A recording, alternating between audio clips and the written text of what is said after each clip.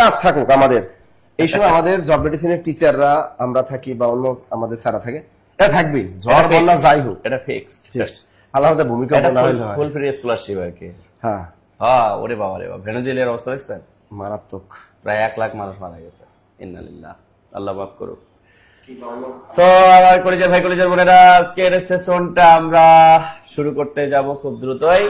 So আমরা প্রতিদিনের মতো আজকেও কিন্তু 9:50 আমাদের সেশন শুরু করে দিয়েছি।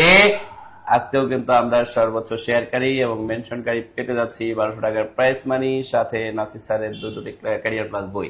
এবং আজকের সেশনের কিন্তু আমাদের নতুন এডিশন একেবারে নতুন এডিশন, একদম নতুন এডিশনের দুইটা বই, 2026 সালের একদম নতুন এডিশন বই দিব। কিন্তু স্যার আমার মোবাইলটা দেন, আমি একটু শেয়ার করি, এই যে মেনশন করি, কারণ আমরাও শেয়ার করব, কারণ কৃতজ্ঞতার জায়গা থেকে আমরা সবাই শেয়ার করব, মেনশন করব। আজকের মজার ব্যাপার হচ্ছে আজকে এমন কিছু এক্সক্লুসিভ জিনিস আমরা রেখেছি।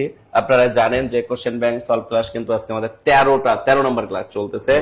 বাছাইকৃত 2000 যে প্রশ্ন রেখেছি, এই প্রশ্নগুলোর মধ্য থেকেই কিন্তু আমরা যেভাবে ব্যাখ্যা করতেছি এবং আপনাদেরকে যেভাবে ব্যাখ্যা করে সবকিছু আমরা দিচ্ছি, তাতে করে আপনি এখান থেকেই 95% প্রশ্ন কমন পাওয়া সম্ভব। সো আমার কলিজার ভাই কলিজার বোনেরা, যারা আমরা ইতিমধ্যে যুক্ত হয়ে গেছি, আমরা সবাই একটু কমেন্ট করে জানাবো যে বাংলাদেশের কে কোন জায়গা থেকে আমরা আমাদের আজকের এই সেশনে অংশগ্রহণ করেছি। আমাদের অনেকে ঘুরতেছেন, কোনো লাভ নাই। চাকরি করেন, এরকম দেখবেন যে গার্লফ্রেন্ড 8-10টা নিয়ে ঘুরতে পারেন। দেখেন না সরকারি চাকরি, বরিশালের একজন বন কর্মকর্তার তার স্ত্রী ছিল 18টা না কয়টা। এবং গতকাল দেখলাম উত্তরবঙ্গের কোন জায়গায় দেখলাম তার বউ নাকি 51টা সরকারি চাকরি। কোনো বউ জানে না সে কত নাম্বার সিরিয়াল আছে, তাও জানে না। তা সরকারি চাকরিজীবীরা আরো এখন কি বাড়তেছে কিন্তু, ঠিক আছে, বেতন পে স্কেল হয়ে গেছে না, বেতন আরো বাড়তেছে। টেনশনের কোনো কারণ নাই। আপনার যদি চাকরি হয়, বিয়ে 1 টাকা, গার্লফ্রেন্ড ওরকম হাজার গার্লফ্রেন্ড নিয়ে ঘুরতে পারবেন। এই প্রজন্ম যদি 18টা বিয়ে করতে পারে, 51টা বিয়ে করতে পারে, আপনাদের প্রজন্ম এর ডাবল বিয়ে করতে পারবে। সুতরাং টেনশন নেওয়ার কোনো কারণ নাই। সুতরাং এখন কেন এইসব গার্লফ্রেন্ড নিয়ে ঘুরে টাইম নষ্ট করবেন? কেন আপনি এখন এইসব 2 নাম্বার টাইপের বয়ফ্রেন্ড নিয়ে ঘুরবেন? পড়াশোনার টেবিলে বসেন, চাকরি নেন, সময় থাকতে, এইজ থাকতে চাকরি নেন। চাকরি নেওয়ার পরে আপনি যা মনে চায় তাই করতে পারবেন। আপনার ফুটবল খেলতে মন চায়, ফুটবল খেলতে পারবেন। সপ্তাহে 2 দিন সাপ্তাহিক ছুটি। এরপর সরকারি কর্মকর্তারা অফিসিয়াল টাইম থেকে 9টায়, তারা তো 11টায় হয়ে যায়, 12টায় হয়ে যায়। তারা তো সপ্তাহের ভিতরে ছুটি তো 2-3 দিন এমনি কাটায়। সরকারি অফিসে যাবেন, বাংলাদেশের যে কোনো আপনার উপজেলা সরকারি অফিসে যাবেন, দেখবেন সেখানে গেলে সব কর্মকর্তাকে আপনি কখনোই পাবেন না, নির্ধারিত টাইমও আপনি পাবেন না। দেখবেন তো এদের সুযোগ সুবিধা একদম অফুরন্ত।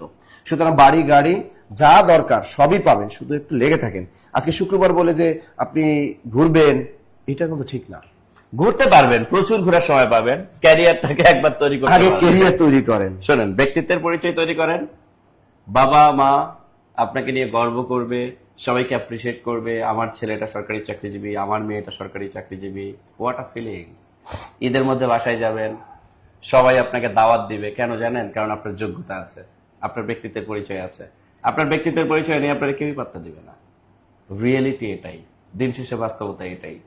বাস্তব জগৎটা আসলে অনেক কঠিন। ব্যক্তিত্বের পরিচয় আপনাকে সবাই মূল্যায়ন করবে, সবাই সম্মান দিবে। ওরে বাবার, যে মেয়েদের হাজবেন্ড মনে করে সরকারি চাকরি করে, এদের ডিমান্ডই আলাদা। আরে বাপরে, তার হাজবেন্ড টাকলু হোক, মেটে হোক, মোটকি হোক, ওদের টাইম নেই। হাজবেন্ড কি করে? সরকারি চাকরি করে। আর মেয়েরা যদি সরকারি চাকরি করে না, ওরে বাপরে। আর হাজবেন্ডরা তো অনেক খুশি, আমার বউ না সরকারি চাকরিজীবী। এর মানে মনে করেন যে সে যে কি লাকি ম্যান থাকে, যা বলার মতো না। আর এখন যেহেতু পে স্কেল, তাহলে বুঝতেই পারতেছেন অবস্থাটাকে। আরে টাঙ্গাইল না জানো কোথায় দেখলাম অফিস সহকারী পদে MBA করা স্টুডেন্টরা চাকরি পেয়েছে। MBA করা, অনার্স মাস্টার্স কমপ্লিট করা, ভালো ভালো ইউনিভার্সিটি থেকে পাশ করা, তারা চাকরি নিতে গেছে অফিস সহায়ক। চিন্তা করছেন অফিস সহায়কের কাজটা কি একটু বলেন তো? এদের কি বা কাজ আছে একটা অফিসে? চিন্তা করা যে ওই সব চাকরিতে MBA ডিগ্রি অর্জন করে তারা কি করছে, তারা সেখানে চাকরি নিতে গেছে অনার্স মাস্টার্স কমপ্লিট করা। অথচ ওই অফিস সহায়ক পদে চাকরি করতে ইন্টারমিডিয়েট পাস, HSC পাস, যোগ্যতা চাই HSC পাস। অথচ সেখানে কই যাচ্ছে? এই জন্য বললাম যে ভাই, চাকরি বাজার কঠিন, পড়াশোনাটা আপনাকে লেগে থাকতে হবে এক কথায়। এই যে আমাদের সামনে যুব উন্নয়ন পরীক্ষা আছে, দেখেন আজকে আমরা যে প্রশ্নগুলো সলভ করাবো এখান থেকে হুবহু কমন পাবে। আর আজকে টাইম কিন্তু 20 মিনিট দেবো না 15 মিনিট দেবো? আজকে সর্বোচ্চ শেয়ারকারী মেনশনকারীর জন্য সময় দিয়ে দেন স্যার আজকে প্রথম 10 মিনিট। প্রথম 10 মিনিট আজকে কিন্তু কমে গেছে 10 মিনিট, তার মানে প্রথম 10 মিনিট আপনি সময় পাবেন। আমাদের এখন যে এখন থেকে আপনি টানা 10 মিনিট, অর্থাৎ 9:55 বাজে তো, আচ্ছা ধরেন 10টা থেকে 10 মিনিট, 10 মিনিটের মধ্যে শেষ হবে। 10টা 10 অর্থাৎ এর মধ্যে যারা সর্বোচ্চ শেয়ারকারী মেনশনকারীর মধ্যে থাকবেন তারাই কিন্তু 1200 টাকার প্রাইস মানি পাচ্ছেন, পাশাপাশি হচ্ছে আমাদের ক্যারিয়ার প্লাস যেটা বই গিফট পাচ্ছেন। সো আমরা সময় দিচ্ছি মাত্র প্রথম 10 মিনিট। এই 10 মিনিটে সর্বোচ্চ শেয়ারকারী থেকে 2 জন, সর্বোচ্চ মেনশনকারী থেকে 2 জনকে কিন্তু আমরা সিলেক্ট করব। আর আমরা খুব বেশি ডিলে করতে চাচ্ছি না, আমরা সেশনটা শুরু করে দেব, মাইরে দেব। হ্যাঁ আমরা শুরু করে দিতে চাচ্ছি, কারণ আমরা ডিলে করলে এদিক দিয়ে আবার অনেক লেট হয়ে যায়। আপনারা জানেন যে রাত ডিলে করলে স্যার বলছি কি ডিলে করলে লেট হয়ে যায়, লেট হয়ে যায়, ডিলে আর মানে কিন্তু ডিলে করলে লেট হয়ে যাবে কিন্তু, ঠিক আছে? ডিলে করলে লেট হয়ে যাবে। সো আমরা আর লেট করতে চাচ্ছি না, আমরা হচ্ছে আমাদের সেশনটা শুরু করতে চাচ্ছি। সো আমার কলিজার ভাই কলিজার বোনেরা, ইতোমধ্যে আমরা প্রায় 350 স্টুডেন্ট যুক্ত হয়ে গেছি 1 মিনিটের মধ্যে। সো আমরা সবাই একটু ঝটপট কমেন্ট করে ফেলি, আর সর্বোচ্চ শেয়ার করে আমরা একটু ডান লিখবো। সবাই দেখেন, কৃতজ্ঞতার জায়গা থেকে আমরা, ধরেন আমি গিফট না পাইলাম, অন্তত কৃতজ্ঞতার জায়গা থেকে হলেও আমরা একটা করে শেয়ার করব বন্ধুদেরকে, যারা আমাদেরকে ভালোবাসেন। আর রিঅ্যাকশন ইউজ করব, ক্লাসে যত বেশি রিঅ্যাকশন ইউজ করব তত বেশি স্টুডেন্টরা আমাদেরকে স্টুডেন্টদের কাছে রিচ করবে এক কথায়। সো আমার কলিজার ভাই কলিজার বোনেরা, আমরা আসলে ডিলে করতে চাচ্ছি না, সবাই একটু সেশনটা যুক্ত হয়ে যায়, আমরা ক্লাস শুরু আমি করি। কিন্তু ভুল বলছিলাম যে কিছুক্ষণ আগে বললাম না যে গতকাল ওটা কিন্তু এসএসসি পাস, দেখেন আমার চোখের সামনে চলে আসছে এসএসসি পাসের চাকরি। সেখানে দেখেন এই যে দেখেন যুগান্তরে দিছে চাকরিটা ছিল এসএসসি পাস, সেখানে কারা কারা ইঞ্জিনিয়ার এমবিএ ডিগ্রি বীর সশ্রী প্রশংসা পাবনার দিছে। আমার 31 মিনিট আগে দিল্লি যোগাযোগ, চিন্তা করছেন পাবনায় এই নিয়োগটা হয়েছে এসএসসি পাস। স্যার আপনি চিন্তা করেন এসএসসি পাসের যোগ্যতা চাইছে এসএসসি, অথচ সেখানে এমবিএ ডিগ্রিধারী এবং ইঞ্জিনিয়ার, তার মানে বুঝতে পারে ডুয়েট রুয়েট কুয়েট সুয়েট এরাও এখানে ভাইবে দিয়ে চাকরিটা পেয়েছে। এবং পাবনা যে ডিসি এবং ডিসি স্যার তো অবাক হয়ে গেছে যে কি একটা অবস্থা, এবং সব স্বচ্ছ ফেয়ার কিন্তু নিয়োগটা দিয়েছে। তাহলে এবার চিন্তা করেন যে আপনাদের অবস্থাটা কি হবে। তাহলে আমরা শুরু করে দেই। ওকে, আচ্ছা চমৎকার একটা প্রশ্ন আছে, নিচের কোনটি প্রাদি সমাস? এই প্রাদি সমাস, নিত্য সমাস, এই দুইটা সমাসকে বলা হয় অপ্রধান সমাস। অলুক সমাস এগুলোকে বলা হয় অপ্রধান সমাস। পরীক্ষায় এর আগে কিন্তু এসেছিল নিচের কোনটি অপ্রধান সমাস, আবার বলে নিচের কোনটি প্রধান সমাস নয়। তাহলে অপ্রধান সমাসের ভিতরে আমরা পেয়েছি প্রাদি সমাস, পেয়েছি অলুক সমাস, পেয়েছি সুপসুপা সমাস, এবং আরেকটা পেয়েছি কি নিত্য সমাস। এই প্রাদি সমাস জিনিসটা কি একটু খেয়াল করেন, এর বাইরে কখনো আসে না। একটা টেকনিক লিখে দিই, প্রগতি প্রবচন, প্রগতি প্রবচন প্রভাতে, প্রগতি প্রবচন প্রভাতে পরিভ্রমণ করে, পরিভ্রমণ করে কার কাছে গেল? অনুতাপের কাছে গেল, অনুতাপের কাছে গেল। এই লাইনটা শুধু মুখস্থ করেন, দেখবেন এর বাইরে কখনোই কোন জব পরীক্ষা আর আসবে না। তাহলে আমি কি বলেছি? প্রগতি কি? তাহলে প্রাদি সমাস। প্রবচন কি? প্রাদি সমাস। প্রভাত প্রাদি সমাস। পরিভ্রমণ প্রাদি সমাস। অনুতাপ প্রাদি সমাস। এই কয়টার বাহিরে আর কখনোই কোনো চাকরি পরীক্ষা আসবে না। তাহলে প্রাদি সমাস কি? প্রগতি প্রবচন প্রভাতে পরিভ্রমণ করে অনুতাপের কাছে গেল। টেকনিকটা মুখস্থ টেকনিকটা হয়েছে কিনা বলেন?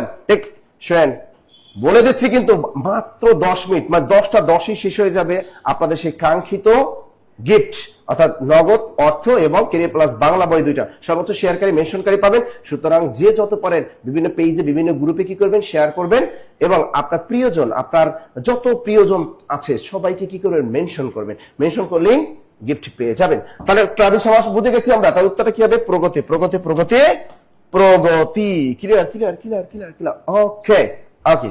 তাহলে আর জীবনে ভুল করবেন না, প্রাদি সমাস থেকে প্রশ্ন আসলে কখনোই আর ভুল হবে না। এবারে আসছে আমাদের জংশন কি শব্দ। এই জংশন শব্দটি উৎস ভাষা কি? উৎস ভাষা কি? আমরা যে কি পুডিং খাই, পস্কের পু ডস্কের ডি অনুসার পুডিং, এই যে আমরা কি খাই? বিস্কিট খাই। এই যে পুডিং, এটা কি লিখলাম?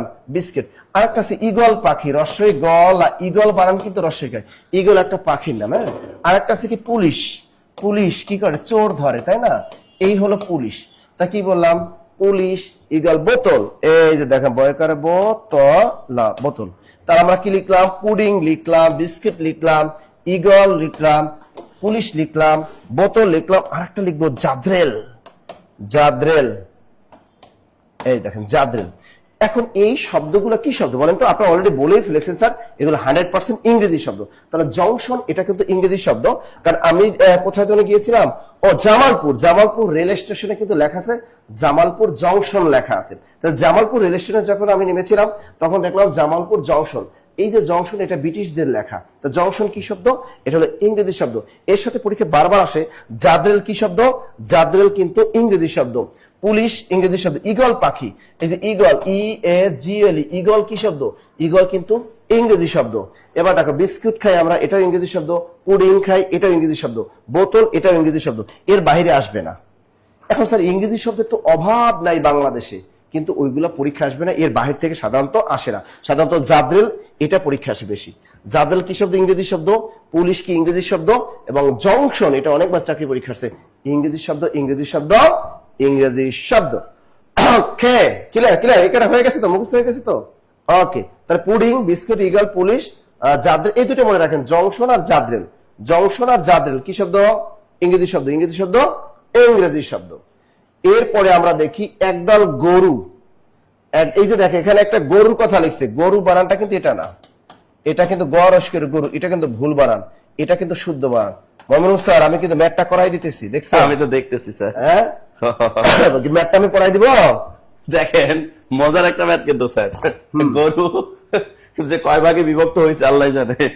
আচ্ছা, আমাদের কিন্তু অলরেডি আর মাত্র কয়েক মিনিট বাকি আছে কিন্তু আমাদের গিফটের। সো শেয়ারকারী মেনশনকারী কিন্তু আমরা অল্প সময়ের মধ্যে যারা শেয়ার করব, মেনশন করব, এগুলোই কাউন্ট হবে।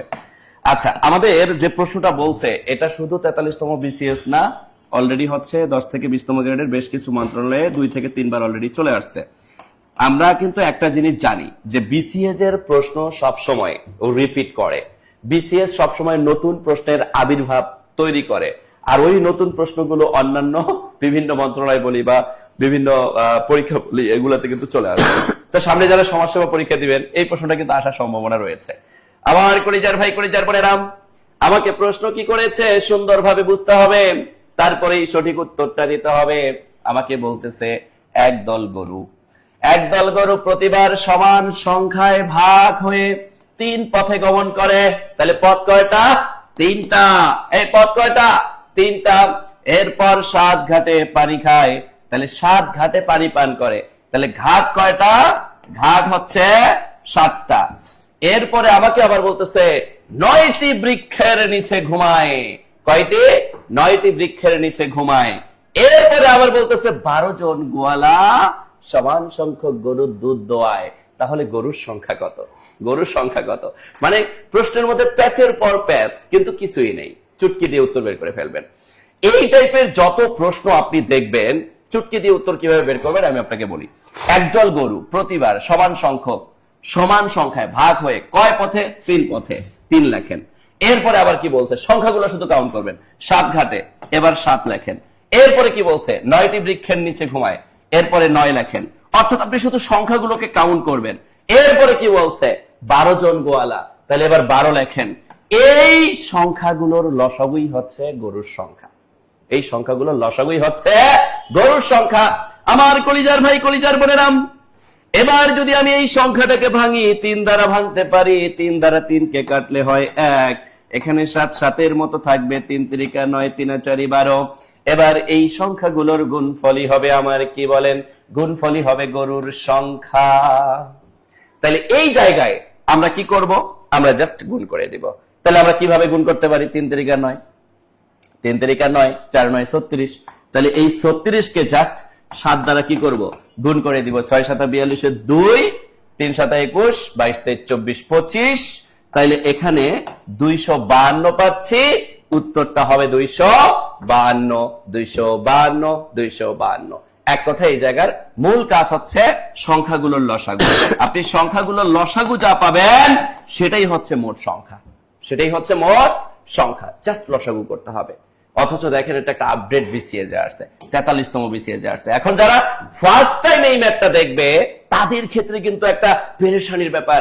ওয়াও, এটা আবার কিভাবে করব? গরু ছাগল এই সেই ভক্কর চক্কর, একটা মানে কেমন একটা বিদঘুটে ভাব চলে আসবে। বলেন ক্লিয়ার? বুঝতে পারছি কিনা? এই বুঝতে পারছি। তাহলে এরকম গরুর জায়গায় বা ছাগল দিয়ে আসতে পারে, হ্যাঁ, এরপরে হচ্ছে নাসির স্যার দিয়ে আসতে পারে যে নাসির স্যার প্রথমে 10 জন সুন্দরী মেয়েকে দেখলো, এরপর 12 জন সুন্দরী মেয়েকে দেখলো, এরপর ওই 12 জন মেয়ে আবার 10টা পথে গমন করলো, এরপর আবার তারা কি করলো 14টা ঘাটে গিয়ে হচ্ছে মাঝি দিয়ে পার হইলো।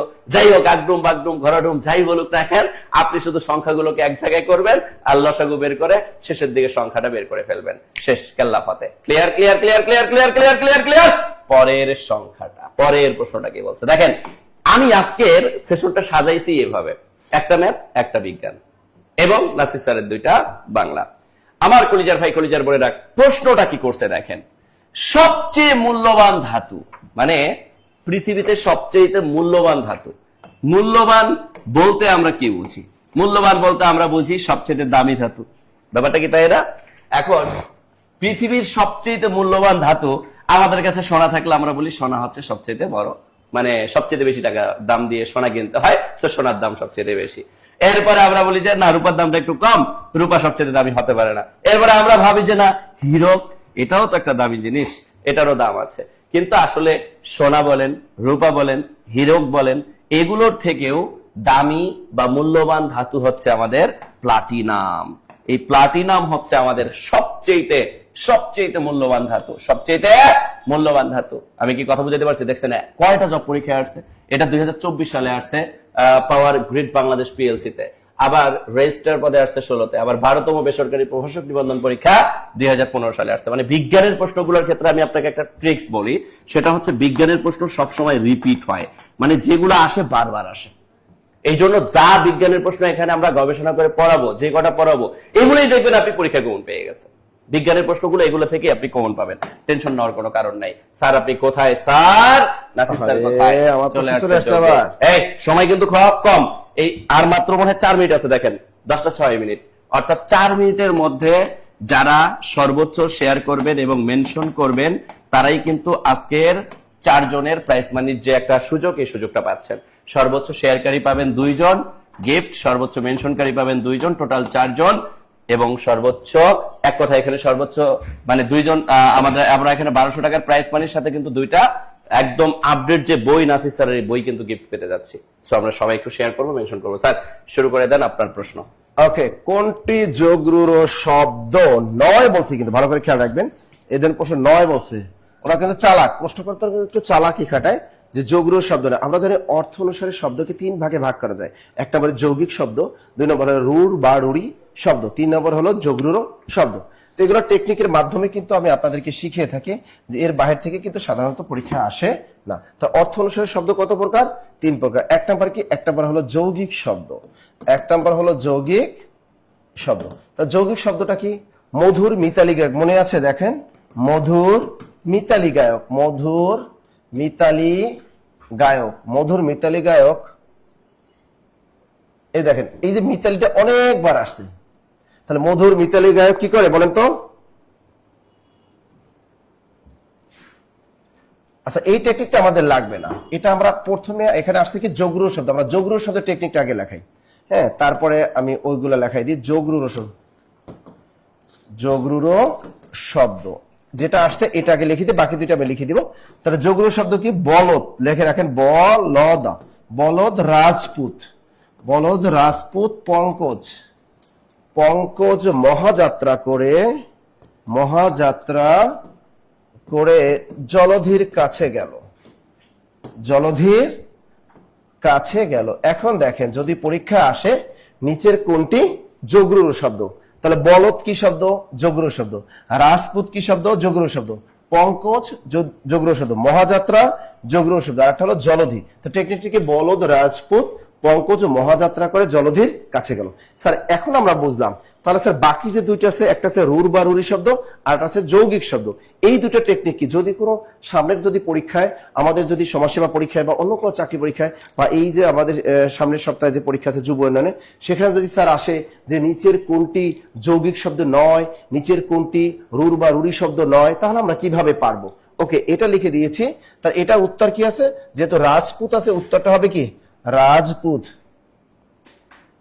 তা বলদ রাজপুত পঙ্কজ মহাযাত্রা করে জলধির কাছে গেল। তা এখানে দেখেন উত্তরটা হবে, মহাযাত্রাও আছে, পঙ্কজ আছে, রাজপুত, উত্তরটা হবে ধানক্ষেত। এই টেকনিকটার ভিতরে কিন্তু ধান ক্ষেত কোথাও নাই। তাহলে আমরা এক নাম্বার কি বলেছিলাম, যৌগিক শব্দ। তো যৌগিক শব্দ টেকনিকটা কি, এবার লিখবো যৌগিক শব্দ। তাহলে মধুর মিতালি গায়ক লিখে রাখেন, মধুর মিতালি গায়ক, মধুর মিতালি গায়ক কর্তব্য না করে বাবুয়ানা ভাব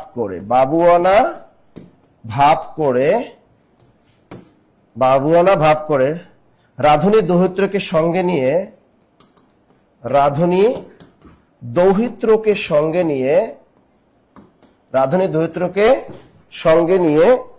কি করছে, গোলাপি চিকা মারতে গেল।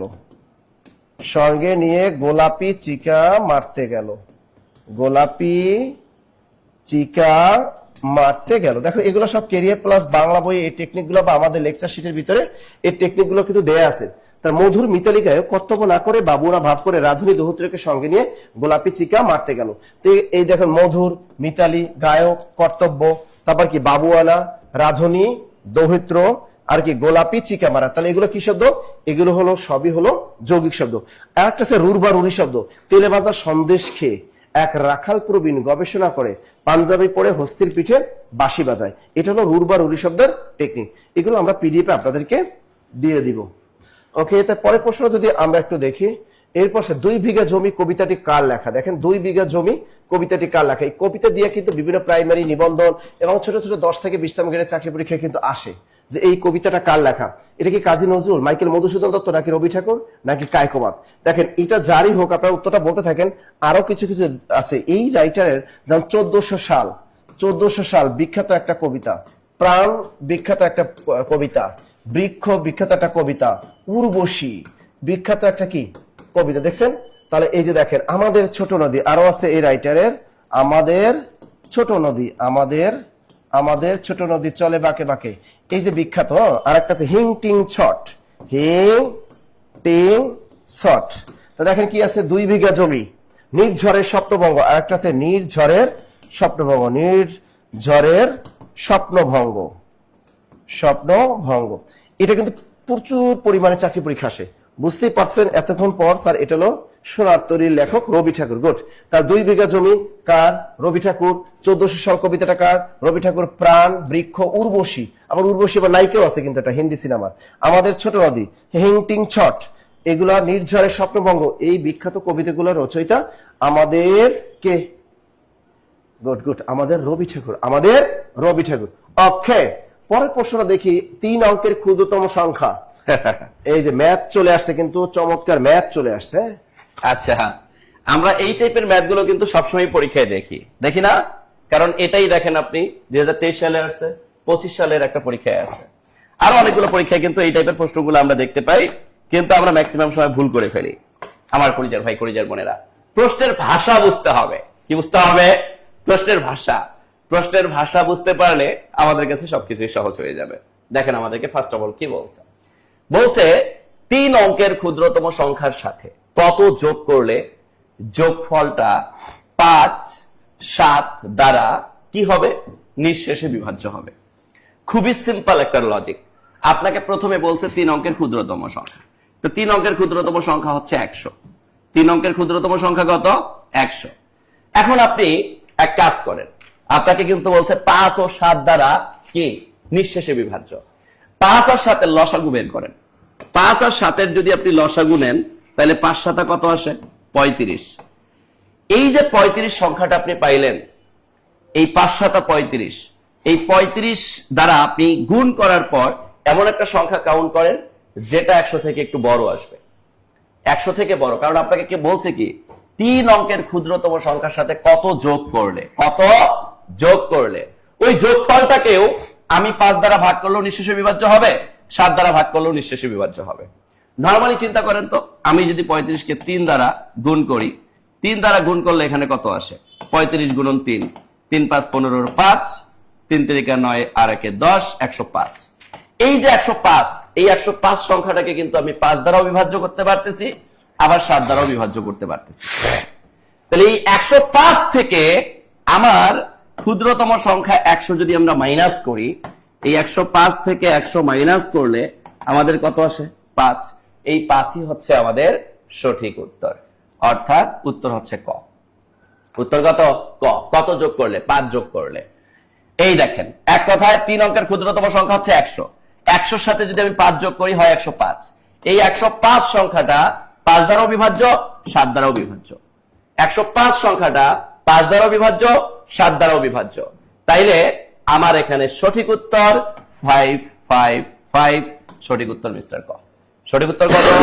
সবাই পারছি, মাশাআল্লাহ মাশাআল্লাহ। এই সবাই শেয়ার করব, মেনশন করব, সবাই শেয়ার করব, মেনশন করব, বন্ধু বান্ধব শুভাকাঙ্ক্ষীদেরকে মেনশন করব। মাশাআল্লাহ, আমার কলিজার ভাই কলিজার বোনেরা, খুবই সুন্দর একটা প্রশ্ন এসেছে। এই প্রশ্নটা একটা দুইটা পরীক্ষায় নাম রেজিস্টার্ড বেসরকারি প্রাথমিক শিক্ষক 2011 সালে এসেছে, গণমাধ্যম ইনস্টিটিউটের সহকারী পরিচালক 2020 সালে আসছে, পরিকল্পনা মন্ত্রণালয় ডাটা প্রসেসিং অপারেটর 2025 সালে আসছে। তাহলে বিজ্ঞানের প্রশ্নগুলো এমন যে যা আসে তা বারবার আসে। এই প্রশ্নটাও সেম, একই রূপী একটা প্রশ্ন।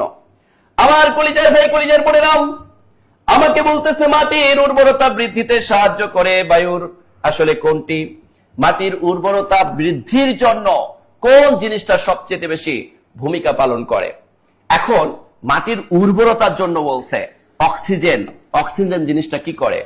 অক্সিজেন বেসিক্যালি আমরা যখন কোনো গাছপালার কথা যদি চিন্তা করি, গাছপালা থেকে অক্সিজেন আমরা পাই, আমরা মানুষ অক্সিজেন গ্রহণ করি, অক্সিজেন মানুষ গ্রহণ করে, অক্সিজেন মানুষ গ্রহণ করে। অক্সিজেন কে ছাড়ে? গাছপালা বা উদ্ভিদরা ছাড়ে। কার্বন ডাই অক্সাইড এটা কি করে? এই কার্বন ডাই অক্সাইড আমাদের মতো মানব জাতি কি করে? শ্বাসের মাধ্যমে ছেড়ে দেয়, আর এটা গাছপালা গ্রহণ করে। কিন্তু যদি আপনি বলেন মাটির উর্বরতা বৃদ্ধির জন্য, মাটির উর্বরতা বৃদ্ধির জন্য আমাদের এই নাইট্রোজেনের ভূমিকা রয়েছে। নাইট্রোজেনের মাধ্যমে আমরা মাটির উর্বরতা বৃদ্ধি করতে পারি, হাইড্রোজেনের মাধ্যমেও না। তাহলে আমাকে যদি প্রশ্ন করা হয় যে মাটির উর্বরতা বৃদ্ধিতে সাহায্য করে বায়ুর কোনটি, তাহলে আমরা বলবো সেটা হচ্ছে বায়ুর নাইট্রোজেন। Nitrogen nitrogen nitrogen. মনে থাকবে মনে থাকবে মনে থাকবে মনে থাকবে। আমার কলিজার ভাই কলিজার বোনেরা, দেখেন পরের প্রশ্নটা আমাদেরকে কি বলছে। পরের প্রশ্নটা যদিও নাসির স্যারের প্রশ্নের মধ্যে বলতেছে তারিখ কোন ভাষার শব্দ? তারিখ। স্যার তো আবার একটা প্রশ্নের সাথে হাজারটা প্রশ্ন পড়াই দিবে। আসল কথা এগুলো স্যার একটু ভেজাল লাগে, কারণ বাংলা একাডেমির অভিধান বলে একটা কথা, আর আমাদের বাজারে গাইড বইগুলো বলে একটা কথা, এবং পাঠ্যপুস্তক বোর্ড বই বলে একটা কথা, যে কারণে এগুলো কিন্তু অনেক প্রবলেম দেখা দেয়। যেমন আমি যদি একটা বলি দারোগা কি শব্দ? দারোগা, এটা নিয়ে অনেকেই দেখবেন বলবে উল্টাপাল্টা। বলেন তো দারোগা কোন ভাষার শব্দ? দারোগা আমি অপশন দিয়ে ক নাম্বারে দিয়ে দিলাম দারোগা কি শব্দ? দারোগা হলো তুর্কি শব্দ। খ নাম্বার দিয়ে দিলাম দারোগা কি শব্দ? ফার্সি শব্দ। দেখি আপনারা কি বলেন, দারোগা কি শব্দ? এটা পরীক্ষা আসতে পারে, এটা কিন্তু ভেজাল লাগে। আর একটা আছে চৌহদ্দি, চৌ করে চৌ হ দয় দয় রসে। চৌহদ্দি শব্দের ভিতরে কি কি আছে? এর ভিতরে কোথাও দেওয়া চৌ মানে এখানে দেখা বাংলা প্লাস আরবি, কি দেয়া থাকে? বাংলা প্লাস আরবি দেয়া থাকে অপশনে। 2 নাম্বার দেয়া থাকে বাংলা প্লাস ফার্সি, কি দেয়া থাকে?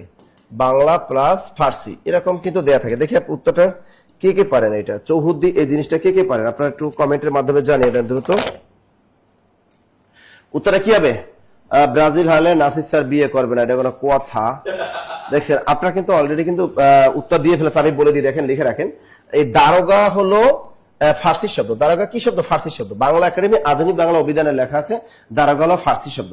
আপনি পরীক্ষায় ফার্সি টিক দিবেন, যদি কোনো কারণে অপশনে ফার্সি না থাকে সেক্ষেত্রে আপনি তুর্কি দিয়ে আসতে পারবেন, কারণ পাঠ্যপুস্তক বোর্ড বই লেখা আছে দারোগা হলো তুর্কি শব্দ, কিন্তু প্রকৃতপক্ষে দারোগা কিন্তু ফার্সি মানে ইরান। এবারে আসি স্যার চৌহদ্দি শব্দটা কি? এটা হলো বাংলা প্লাস আরবি দেয়া আছে অনেক বাজারে গাইডে, এটা কিন্তু ভুল। এই চৌহদ্দি হলো বাংলা প্লাস ফার্সি শব্দ। চৌহদ্দি কি শব্দ? বাংলা প্লাস ফার্সি। দ্রুত লিখে রাখেন, চৌহদ্দি হলো বাংলা প্লাস ফার্সি। এরকম অনেক কিছু কিছু শব্দ আপনাদের ভেজাল লাগে, আমি 2-1টা শব্দ আরো দিয়ে দিই। যেমন মর্সিয়া কি শব্দ? এটা নিয়ে আপনাদের ভেজাল লাগে। মর্সিয়া, হ্যাঁ মর্সিয়া স্যার আরবি নাকি ফার্সি? বাজারে গাইড এরকম ভুল তথ্য দেয়, মনে রাখবেন। মর্সিয়া, এই মর্সিয়া হলো এটা কি শব্দ? এটা কিন্তু ফার্সি শব্দ, বাংলা একাডেমি অভিধানে দেয়া আছে ফার্সি। এখন ফার্সি যদি অপশনে না পান সেক্ষেত্রে আপনি আরবি মারতে পারেন। হ্যাঁ এরকম আছে স্যার সাবান কি শব্দ? সাবান।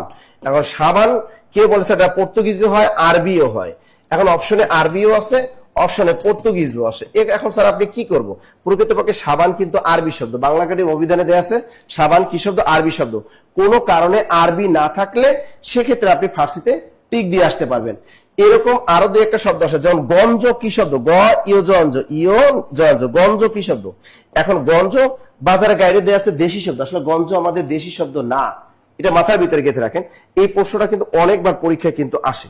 তাই এই পরীক্ষাটা তাহলে গঞ্জ আরো দুই একটা আছে, তারিখ, এই তারিখটা নিয়েও কিন্তু ভেজাল লাগে, তারিখ এটাও ভেজাল লাগে। তো এই জিনিসগুলো আমাদের একটু খেয়াল রাখা দরকার, বুঝছেন। আরো দুই একটা শব্দ আছে, মরসিয়া হালুয়া নিয়ে, লুঙ্গি শব্দটা নিয়ে ভেজাল লাগে, লুঙ্গি কি শব্দ, স্যার খদ্দর কি শব্দ, ঢেকি কি শব্দ, এগুলো নিয়ে অনেকের কিন্তু আছে স্যার। অলরেডি কিন্তু আমাদের হাতে কিন্তু চলে আসছে যে কারা কারা গিফট পাবেন, হ্যাঁ কারা কারা গিফট পাবেন এগুলো কিন্তু চলে আসতেছে। তা গঞ্জ কি শব্দ, গঞ্জ কিন্তু ফার্সি শব্দ, কোনো কারণে ফার্সি না থাকলে সেক্ষেত্রে আপনি দেশি শব্দের টিক দিয়ে চলে আসতে পারবেন। তাহলে একটু দেখেন এখানে আমরা কি কি বললাম, যে গঞ্জ কি শব্দ ফার্সি মানে ইরান, অপশনে ফার্সি না থাকলে সেক্ষেত্রে আপনি দেশি শব্দ টিক দিয়ে চলে আসবেন। এখন আসি তারিখ নিয়ে অনেক ভেজাল আছে, স্যার তারিখ কি শব্দ, তারিখ বলেন, তারিখ কি শব্দ, ফার্সি নাকি তারিখ আরবি শব্দ, এটা নিয়ে আপনাদের অনেক ভেজাল লাগে। মনে রাখবেন তারিখ কিন্তু আরবি শব্দ, বাংলা একাডেমি আধুনিক বাংলা অভিধান অনুযায়ী তারিখ কি শব্দ, তারিখ কিন্তু অবশ্যই আরবি শব্দ, কোনো কারণে আরবি না থাকলে সেক্ষেত্রে আপনি ফার্সি টিক দিয়ে আসবেন। তার বাস্তবে তারিখ কি শব্দ, আরবি শব্দ, আরবি শব্দ, আরবি শব্দ। এরকম পরীক্ষা আসে নগদ, ডিজিটাল লেনদেন, নগদ কি শব্দ, এটা কিন্তু আরবি শব্দ, পরীক্ষা আসে কিন্তু। হিসাব কি শব্দ, হিসাব এটা আরবি শব্দ, অনেকবার পরীক্ষা আসছে কিন্তু। তো নগদ, হিসাব এই দুইটাও কি শব্দ, আরবি শব্দ। এরকম ভেজাল গুলো কিন্তু লাগে। লুঙ্গি কি শব্দ, এটাকে নিয়ে ভেজাল লাগে, লুঙ্গি। তা লুঙ্গি কিন্তু আমরা জানি সাধারণত বর্মী, আসলে এটা বারবি শব্দ না, এটাও কিন্তু ফার্সি শব্দ মানে ইরান। লুঙ্গি কি শব্দ, ফার্সি মানে ইরান, কোনো কারণে ফার্সি না থাকলে সেক্ষেত্রে আপনি টিক দিয়ে আসতে পারবেন, বর্মী শব্দ। এবার আসছে দর্শন মাত্র, এই সমাসটার নাম কি, নিত্য সমাস। তা নিত্য সমাস চেনার উপায় কি, কোন শব্দের মধ্যে যদি আপনি দেখেন অন্তর, কোন শব্দের মধ্যে অন্তর অথবা মাত্র শব্দ থাকলে সেটা নিত্য সমাস হয়। তাহলে কোন শব্দের মধ্যে অন্তর অথবা মাত্র থাকলে কি হবে, নিত্য সমাস। শব্দের শ্রেণী বিভাগ বেসিক ক্লাসে আপনাদেরকে বিস্তারিত পড়াবো এবং পিডিএফ দিয়ে দিব। একদিন বেসিক ক্লাসে শব্দের যেগুলো ভেজাল লাগে, আপনাদেরকে ভুল তথ্য আসে, এগুলো আমি একদিন ক্লাসে বিস্তারিত আপনাদের পড়িয়ে দিব। তাহলে দেখেন দর্শন মাত্র, এটা কি প্রাদিসমাস, আমরা প্রাদিসমাসের টেকনিক শিখেছিলাম, প্রগতি প্রবচন, প্রভাতে পরিভ্রমণ করে অনুতপের কাছে গেল, শুধু এটা তো প্রাদিসমাস হবেই না। আর এটা কি দ্বিগু সমাস না, দ্বিগু সমাসে জানি পূর্বপদ কি থাকে, সংখ্যা থাকে এবং পরপদ নাউন হয়, তার দ্বিগু সমাস হবে না। এটা কি অব্যয়ভাব সমাস না, এটা অব্যয়ভাব সমাসও না। তাহলে মাত্র শব্দটা যেহেতু আছে, এরকম দর্শন মাত্র, দেখা মাত্র, শোনা মাত্র, দেখেন শোনা মাত্র, আবার কি দর্শন মাত্র, দেখা মাত্র, এগুলো সবই কি দেখা মাত্র, আবার কেবল মাত্র বইল না, এগুলো সবই হলো নিত্য সমাস, ডেন্সিং সমাস, নিত্য সমাস।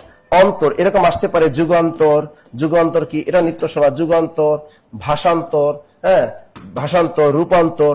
তবে তেপান্তর হবে না কিন্তু, মনে রাখবা তেপান্তর কিন্তু দ্বিগু সমাস, দ্বিগু সমাস, দ্বিগু সমাস।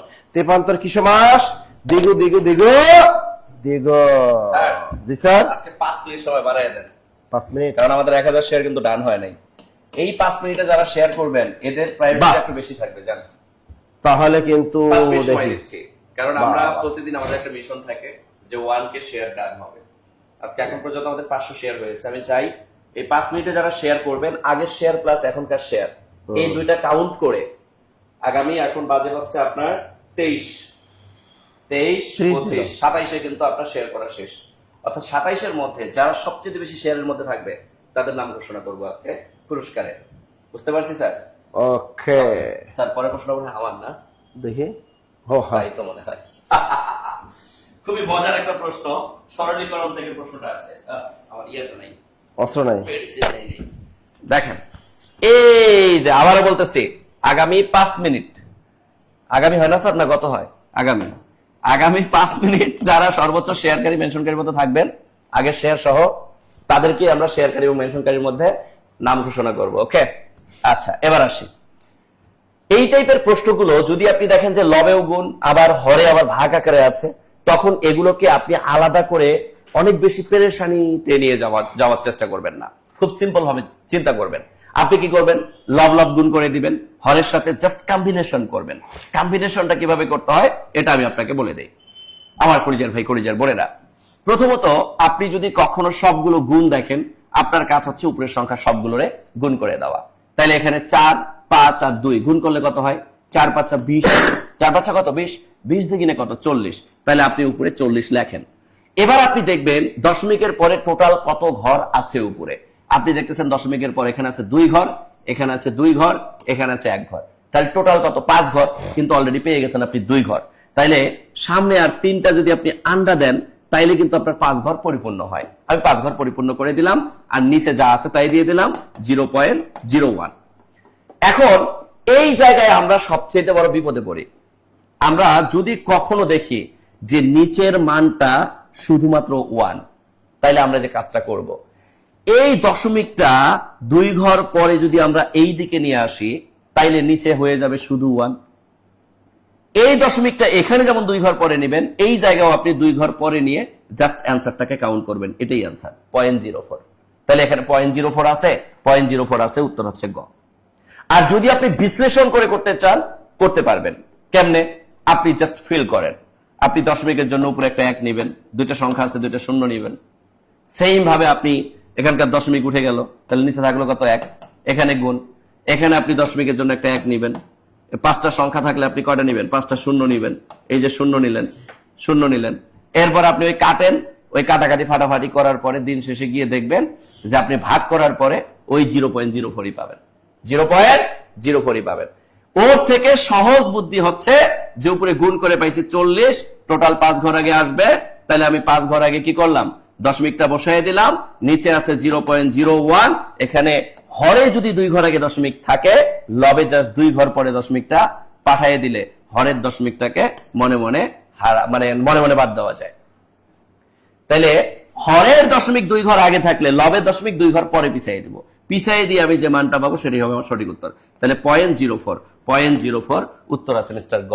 উত্তর কোথায়? মিস্টার গ। বলেন ক্লিয়ার কিনা? ক্লিয়ার কিনা? ক্লিয়ার কিনা? এই আগামী 5 মিনিটের মধ্যে সর্বোচ্চ শেয়ারকারী এবং মেনশনকারীর মধ্যে থাকতে হবে, তাহলে কিন্তু আমরা সর্বোচ্চ শেয়ারকারী মেনশনকারীর মধ্যে থাকার কারণে গিফট পেয়ে যাচ্ছি। 12 নম্বর প্রশ্ন। আমার কলিজার ভাই, কলিজার বোনেরাম, আমাকে প্রশ্ন করা হচ্ছে শুষ্ক বরফ বলা হয় কোনটিকে? শুষ্ক বরফ জিনিসটা আসলে কি এটা আমরা অনেকেই জানি না। আমরা যদি সুন্দরভাবে জিনিসটাকে একটু রিয়েলাইজেশন করি আর পার্মানেন্টলি উত্তরটা যদি একবার মাথার মধ্যে গেঁথে রাখি, কারণ এই প্রশ্নটা একবার 2 বার নাম এরকম 20 থেকে 25টা জব পরীক্ষায় বিগত সালে এসেছে, বিগত বছরগুলোতে এসেছে। আর বিজ্ঞানের সবচেয়ে বড় একটা রূপ হচ্ছে যা আসে তা বারবার আসে, মানে পছন্দের মানুষের মতো বারবার আসে। তো এই প্রশ্নটায় আমাকে কি বলেছে? শুষ্ক বরফ বলা হয়। শুষ্ক বরফ বলা হয় হিমায়িত অক্সিজেনকে? না রে ভাই, হিমায়িত অক্সিজেন কখনো শুষ্ক বরফ না। তাইলে এখানে হিমায়িত কার্বন মনোঅক্সাইড? না রে ভাই, কার্বন মনোঅক্সাইড বিষাক্ত একটা জিনিস, এটাও আমার শুষ্ক বরফ না। শুষ্ক বরফ কি ক্যালসিয়াম অক্সাইড? না রে ভাই, ক্যালসিয়াম অক্সাইডও কিন্তু শুষ্ক বরফ না। তাহলে শুষ্ক বরফের কথা যদি আমরা বলি, হিমায়িত কার্বন ডাই অক্সাইড। হিমায়িত কার্বন ডাই অক্সাইড, এই হিমায়িত কার্বন ডাই অক্সাইড, এই হিমায়িত কার্বন ডাই অক্সাইড হচ্ছে আমাদের, হিমায়িত কার্বন ডাই অক্সাইড হচ্ছে আমাদের কি? আমাদের শুষ্ক বরফ। তাহলে আমাকে যদি কখনো বলা হয় শুষ্ক বরফ কি, তাহলে আমরা বলবো হিমায়িত কার্বন ডাই অক্সাইড। উত্তর হচ্ছে মিস্টার ঘ। উত্তর কত? মিস্টার ঘ। বলেন ক্লিয়ার কিনা? ক্লিয়ার কিনা? ক্লিয়ার কিনা? আবার কলিজার ভাই, কলিজার বোনেরাম, প্রশ্নকে সবসময় সহজভাবে চিন্তা করবেন, সহজভাবে উত্তর পেয়ে যাবেন, কখনো ডিপলি চিন্তা করার দরকার নাই। সহজভাবে উত্তর করারও চেষ্টা করবেন, পড়ারও চেষ্টা করবেন। সহজ ভাবলে সবকিছুই সহজ হয়। এরপরের প্রশ্ন চলে এসেছেন, যেটা পড়ানোর দক্ষতা আমার নাই। নাসির স্যার কই চলে এসেছেন? আচ্ছা দেখেন, এই যুক্ত বর্ণ থেকে প্রশ্ন কিন্তু চলেই আসে, এমনকি ভাইবা বোর্ডেও কিন্তু ধরে, যারা প্রাইমারি ভাই বোর্ডে যান তাদের কিন্তু যুক্ত বর্ণ থেকে দিয়ে দেয়, বলে যে এটা একটু এর ভিতরে কি কি বর্ণ আছে লুকানো, একটু বের করে। তো এই যুক্ত বর্ণগুলো কিন্তু সাধারণত যেগুলো চাকরি পরীক্ষা আসে সেগুলো আমি লিখে দেবো, আপনারা খাতায় লিখে নেন। আর পাশাপাশি এটা এখানে কি হবে সেটা দেখেন।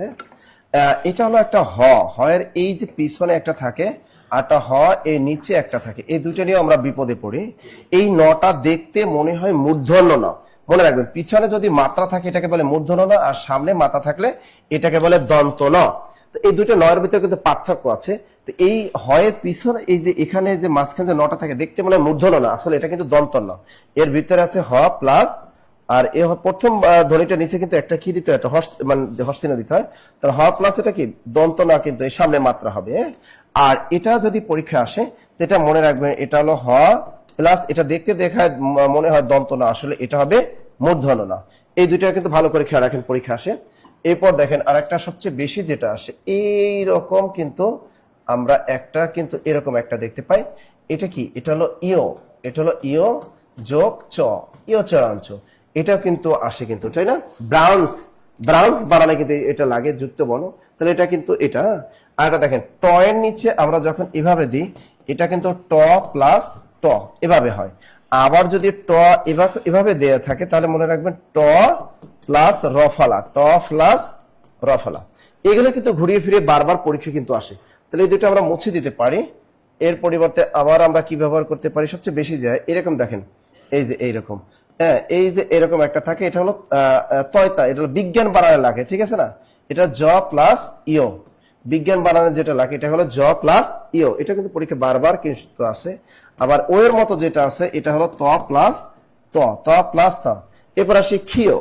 এই যে দেখেন ক্ষিয়, এর ভিতর থাকে ক, প্রথমে অবশ্যই হস্তিন হবে, ক প্লাস মূর্ধন্যস্ব। আর একটা আসে এরকম, হ্যাঁ হয় ম, এটা উচ্চারণ হলো হয় ম, তো হয়ের নিচে হস্তিল প্লাস ম। এগুলো কিন্তু পরীক্ষায় বারবার আসে আপনার, তাই না? পারবো আমরা এগুলো?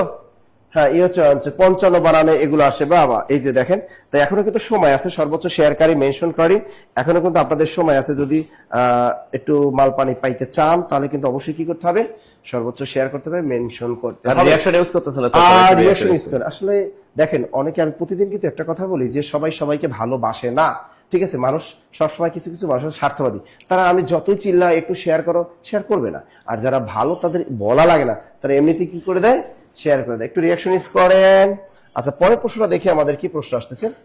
ক্ষীয়মান, এই বিপরীত শব্দটা আমি অনেক বাজারে গাইড বইয়ে ভুল দেখেছি, যে কারণে আমি এই প্রশ্নটা এখানে রেখেছি। তো ক্ষীয়মান এর বিপরীত শব্দ কি দেখি আপনাদের কাছ থেকে আমি একটু উত্তর আশা করতেছি। ক্ষীয়মান এর বিপরীত শব্দটা কি হবে? বৃহৎ নাকি বর্ধিষ্ণু নাকি বৃদ্ধিপ্রাপ্ত নাকি বর্ধমান? দেখি আপনাদের কাছ থেকে একটু উত্তরটা আশা করতেছি। দ্রুত উত্তরটা বলেন, তাহলে হয়ে যাবে। ক্ষীয়মান এর বিপরীত শব্দ কি? দ্রুত বলেন। ক্ষীয়মান এর বিপরীত শব্দ কোনটা হবে? বৃহৎ, বর্ধিষ্ণু, বৃদ্ধিপ্রাপ্ত নাকি বর্ধমান? কোনটা হবে বলো না please. Any Khan sir Bardhaman. হ্যাঁ, অলরেডি আপনারা বলে ফেলেছেন, আসলে এটা বর্ধিষ্ণু হবে না, হবে বর্ধমান। কিছু কিছু বাজারে গাইডে দেখেছি এটা লেখা বর্ধিষ্ণু, তবে কোনো কারণে অপশনে যদি বর্ধমান না থাকে সেক্ষেত্রে আপনি বর্ধিষ্ণু টিপ দিলে আপনি নম্বর পাবেন। কথা ক্লিয়ার? ক্ষীয়মান এর বিপরীত শব্দ কি? বর্ধমান। কোনো কোনো অপশনে বর্ধমান না থাকলে আপনি বর্ধিষ্ণুতে টিক দিয়ে চলে আসবেন। অর্থাৎ বউ না থাকলে শালি, বউ না থাকলে শালিতে টিক দিয়ে চলে আসবেন। এর পরেরটা আসছে ম্যাথমেটিক্স এর প্রশ্ন, যেটা আমি করাতে পারবো না। প্রশ্নটা কিন্তু অনেক মজা, কারণ এটা অনেকবার চাকরি পরীক্ষা আসছে, অনেকবার চাকরি পরীক্ষা আসছে। অনেকবারের থেকেও মজার ব্যাপার হচ্ছে মিশ্র অনুপাত গুলো সবচেয়ে বেশি আসে। আচ্ছা আমার কলিজার ভাই, কলিজার বোনেরা, একটু মনোযোগ দিলেই কিন্তু আমরা এই ম্যাথটাও পারবো, আমরা নিজেরাই পারবো। তো এই ম্যাথগুলোর উত্তর পারার জন্য আপনাকে অনেক বেশি কারিশমেটিক সিস্টেম জানা লাগে না, জাস্ট মেথড জানা লাগে। কি জানেন? কখনো যদি আপনাকে বলে যে আপনি, যেহেতু মিশ্র অনুপাত থেকে প্রচুর প্রশ্ন আসে, আমি আবার বারবার বলতেছি, মিশ্র অনুপাত বের করতে বললে আপনার অনুপাতের যে ফার্স্ট অনুপাতিক মানগুলো থাকবে এই মানগুলোকে আপনি 9 গুণ করে দিবেন। তাহলে 5 গুণন 4 গুণন 3 গুণ করে দিলেন। এবার নিচে শুধু ভাগ করে দ্বিতীয় পর্বে যে অনুপাতিক মানগুলো থাকবে এগুলোকে নিচে দিয়ে দিবেন, আপনার কাজ শেষ। তাহলে নিচে যদি আমি দেই 7 গুণন 9 গুণন, এরপরে আছে কি 2, ব্যাস। এবার আপনি কাটাকাটি করেন, 3 একে 3, 3 3 9, এরপরে কাটেন 2 একে 2, 2 দুগুণে 4, এরপরে যদি আপনি কাটেন, কাটা যায় 3 7 21, 5 দুগুণে 10, তাহলে উপরে থাকে 5 দুগুণে 10 আর নিচে থাকে 3 7 21। তাহলে এটাকে যদি আবার অনুপাত আকারে লিখতে যান তাহলে অনুপাত আকারে হবে 10 অনুপাত 21। এই 10 অনুপাত 21 হচ্ছে আমার সঠিক উত্তর। তাহলে 10 অনুপাত 21 কোথায়? মিস্টার খ। তাহলে কি এই কঠিন ছিল? না না না না না না, অনেকে ভুল করে ফেলছেন। অনুপাতের মান কখনো ভাঙ্গা গেলে না ভেঙ্গে আপনি কখনো মানকে কাউন্ট করতে পারবেন না। আপনারা অনেক সময় উপরে উপরে গুণ করছেন, নিচে নিচে গুণ করে যে মান পাইছেন সেটা বসাই দিচ্ছেন। এই আকাম করবেন না। এই আকামটা অনেকেই করছেন। কি করছেন? আপনারা লবে লবে গুণ মারছেন, লবে লবে গুণ মারছেন, কাটাকাটি ফাটাফাটি না কইরা, ছোট না কইরা। গুণ মারার কারণে অনেকের চলে আসছে ক, কিন্তু আসলে ক নাম্বারটা উত্তর হবে না। উত্তর হবে কোনটা? উত্তর হবে খ। কারণ অনুপাতিক বা ভাগ প্রক্রিয়ার এই সিস্টেমগুলোকে যদি উপর নিচ ছোট করা যায়, যদি মান দুইটাকে ছোট করা যায়, আপনাকে 100% ছোট করে তারপর অনুপাতিক প্রক্রিয়ার মধ্যে নিয়ে আসতে হবে। তা না হইলে প্রশ্ন উত্তর ভুল হয়ে যাবে, উত্তর ভুল হয়ে যাবে। আপনার মনে হবে আমি সঠিকটা জায়গায় দিয়ে আসছি, কিন্তু কিন্তু মজার ব্যাপার হচ্ছে আপনি ভুল করে ফেলেছেন। আপনার কাছে সঠিক হইলেও যে যারা হচ্ছে খাতাটা কাটবেন বা যারা হচ্ছে প্রশ্নটাতে মার্ক দিবেন, তারা কিন্তু আপনাকে সঠিক মার্কটা দিবেন না। সো এই জায়গায় আমরা একটু মাথায় রাখবো। সো আমার কলিজার ভাই, কলিজার বোনেরা, মজার একটা প্রশ্ন চলে এসেছে। আমাকে এই প্রশ্নটাই কি বলেছে, কি বলেছে দেখেন। বলতেছে বহুরূপী মৌল কোনটি? বহুরূপী মানে যার অনেকগুলো রূপ। যেমন অনেক মেয়েদের কি থাকে? বহুরূপী, বহুরূপ থাকে। আমি এই মেয়েদের একটা নাম দেই, ওই নামটাই এখানে আছে। যে মেয়েগুলো বহুরূপ নেয়, বহুরূপ মানে কি? হ্যাঁ, একজন রে না রে ভাই, এরা একসাথে 100 জন রে দোলনায় দুলায় দোলায়। তো এরকম একটা মৌল আছে আমাদের। এই যে মেয়েগুলো হচ্ছে 100 ছেলেকে কি করে পিছে পিছে ঘুরায়, এরকম এই মৌলগুলোর মধ্যে একটা মৌল আছে। সে মৌলগুলোর মধ্যে অক্সিজেন, সোডিয়াম, ক্যালসিয়াম, অ্যালুমিনিয়াম এগুলো কোনটাই না। এই মৌলটা হচ্ছে আসলে কার্বন। মাথায় রাখবেন, এই কার্বনকে বহুরূপী মৌল বলা হয়। মৌলের মধ্যে কার্বন হচ্ছে বহুরূপী মৌল। কে? বহুরূপী মৌল। তাহলে বহুরূপী মৌল কোনটা? Carbon. Clear, clear, clear, clear, clear, clear, clear, clear, clear, clear. মাশাআল্লাহ, সবাই ক্লিয়ার। নারী ছলনাময়ী স্যার। নারীরা একটু হয়, কিন্তু পুরুষরা আবার কোন অ্যাঙ্গেল থেকে ভালো বলেন? এই তো নাসির স্যারের প্রশ্ন চলে আসছে। আলপিন চলে আসছে। আলপিন কি অলরেডি বলতে পারবেন? এটা সহজ একটা প্রশ্ন, পরীক্ষা কিন্তু এখান থেকে সবচেয়ে বেশি আসে। সেই পর্তুগালের ক্রিশ্চিয়ানো রোনালদো, তার দেশের কিছু শব্দ ব্যবসা বাণিজ্যের কারণে তারা বাংলাদেশে এসেছিল, তাদের কাছ থেকে আমরা অনেক শব্দ আমরা কিন্তু বাংলা ভাষায় আয়ত্ত করে ফেলেছি। তার ভিতরে আলপিন আর একটা প্রেক। তা আলপিন আছে, এখানে প্রেকও মারতে পারেন। হ্যাঁ, একটা প্রেক মারেন, পয়কার পে রয়কার রে প্রেক। তা আলপিন এটা কি শব্দ? অলরেডি বলে বুঝেই গেছেন স্যার, এটা পর্তুগিজ শব্দ। প্রেক এর সাথে লেখেন পেরেক। আলপিন ও প্রেক এটা কি শব্দ? পর্তুগিজ শব্দ। আর একটা পরীক্ষা বারবার আসে, ইংরেজ ও ইংরেজি। ইংরেজ আর একটা কি? ইংরেজি। এটাও পরীক্ষা আসে, ইংরেজ ও ইংরেজি এটা কি শব্দ? ইংরেজ ও ইংরেজি এটা কিন্তু ইংরেজি শব্দ না। ইংরেজ ও ইংরেজি এটাও কিন্তু কি শব্দ? এই পর্তুগিজ শব্দ। ভালো করে খেয়াল রাখবেন, এগুলো কিন্তু বাজারে গাড়ি ভুল থাকে। ইংরেজ ইংরেজি দুটো শব্দ কিন্তু পর্তুগাল মানে পর্তুগিজ শব্দ। Very very important. এবার আমরা যে কি খাই, পাউরুটি খাই। হ্যাঁ, এটাও কিন্তু বারবার আসে। পাউরুটি স্যার কি শব্দ? এটাও কিন্তু আমাদের পর্তুগিজ শব্দ। ঠিক আছে। এই যে তারপর এই পাদ্রি, পয়কার পা দরস্কিরি, পাদ্রি। পাদ্রি বানান কিন্তু এটা আমরা ভুলে পাদ্রি বানানটা এভাবে লিখে ফেলি, এটা ভুল বানান। পাদ্রি বানানটা এভাবে হবে, পাদ্রি। এটা কিন্তু পর্তুগিজ শব্দ। ঠিক আছে। এবার দেখেন ফিতা কি শব্দ? এটা অনেকে জানতেন না। ফিতা এটা পর্তুগিজ শব্দ। পিয়ন কি শব্দ? পিয়ন এটা কিন্তু পর্তুগিজ শব্দ। আমরা শুধু জানি কি কি স্যার, গামলা, বালতি, তোয়ালে, আলমারি, চাবি, এই যে আনারস, এগুলো শুধু জানতাম, কিন্তু এগুলো চাকরি পরীক্ষা দেয় না। এই আনারস কি শব্দ? এগুলো এখন আর দেয় না। আনারস, বালতি, তোয়ালে এই জিনিসগুলো এখন আর আসে না পরীক্ষায়। ব্যতিক্রম গুলো আসে। সুতরাং ব্যতিক্রম গুলি পিয়ন এটা অনেকেই জানতেন না। পিয়ন কি শব্দ? পর্তুগিজ শব্দ। ফিতা পর্তুগিজ শব্দ। ইংরেজ ইংরেজি পর্তুগিজ শব্দ। পেরেক পর্তুগিজ শব্দ। পাউরুটি পর্তুগিজ শব্দ। পাদ্রি পর্তুগিজ শব্দ। এরপর কি আলপিন কি শব্দ? পর্তুগিজ শব্দ। ক্লিয়ার সবাই? Clear, clear, clear, clear, clear. এ বাইরে কখনোই আসবে না। ওই সহজ জিনিসগুলো কিন্তু এখন আর আসে না। সহজ জিনিসগুলো এখন আসে না। এই ব্যতিক্রম গুলো মনে রাখবেন, পরীক্ষায় গোল মেরে দিয়ে আসবেন। হ্যাঁ, দেখি আমাদের পরের প্রশ্নটা কি আসে। চমৎকার একটা প্রশ্ন। জোছনা ও জননীর গল্প, বিখ্যাত একটা মুক্তিযুদ্ধ ভিত্তিক গল্প। হ্যাঁ, এটা মুক্তিযুদ্ধ ভিত্তিক গল্পটা কার লেখা আপনারা বলতে থাকেন, তার আগে আমি একটু ব্যাখ্যা করি। এখানে আছে সৈয়দ শামসুল হক। সৈয়দ শামসুল হক যাকে বাংলা সাহিত্যে আধুনিক যুগের সব্যসাচী লেখক বলা হয়। ঠিক আছে। তার বিখ্যাত একটা উপন্যাস আছে, নাম কি? গেরিলা। এই গেরিলা উপন্যাস অবলম্বনে কিন্তু বাংলা চলচ্চিত্র কিন্তু নির্মিত হয়েছে, নাম গেরিলা। বাংলা চলচ্চিত্রের সবচেয়ে কিউট একটা নায়িকা, সবচেয়ে সামাজিক সিনেমা তৈরি করে, সেই নায়িকাটার নাম জয়া আহসান। এখনো সে অনেক সুন্দরী মাইয়া, জয়া আহসান। এই জয়া আহসান তিনি কিন্তু এর জন্য কিন্তু পুরস্কারও পেয়েছিলেন, বিখ্যাত সেই সৈয়দ শামসুল হক। এরপর দেখেন জাহানারা ইমাম, তার বিখ্যাত মুক্তিযুদ্ধ ভিত্তিক একটা স্মৃতিকথা আছে ৭১-এর দিনগুলি। ৭১-এর দিনগুলি কার লেখা? জাহানারা ইমাম, যা এটা আমরা মোটামুটি সবাই জানি। ৭১-এর দিনগুলি কার লেখা? জাহানারা ইমাম। আবার ৭১-এর ডায়েরি কার লেখা? ৭১-এর ডায়েরি কার লেখা বলেন তো? আমাদের বরিশালের সেই সুফিয়া কামাল। ৭১-এর ডায়েরি সুফিয়া কামাল, এগুলো আমরা জানি। ৭১-এর বর্ণমালা কার লেখা বলেন তো? ৭১-এর বর্ণমালা, এটা কিন্তু অনেকবার জব পরীক্ষা আসে। ৭১-এর বর্ণমালা এম আর আখতার মুকুল, এম আর আখতার মুকুল, দ্রুত লেখেন এম আর আখতার মুকুল। হ্যাঁ, ৭১-এর নিশান রাবেয়া খাতুন। এবার লেখেন ৭১-এর নিশান, এটা কার লেখা? ৭১-এর নিশান এটা হলো রাবেয়া খাতুন।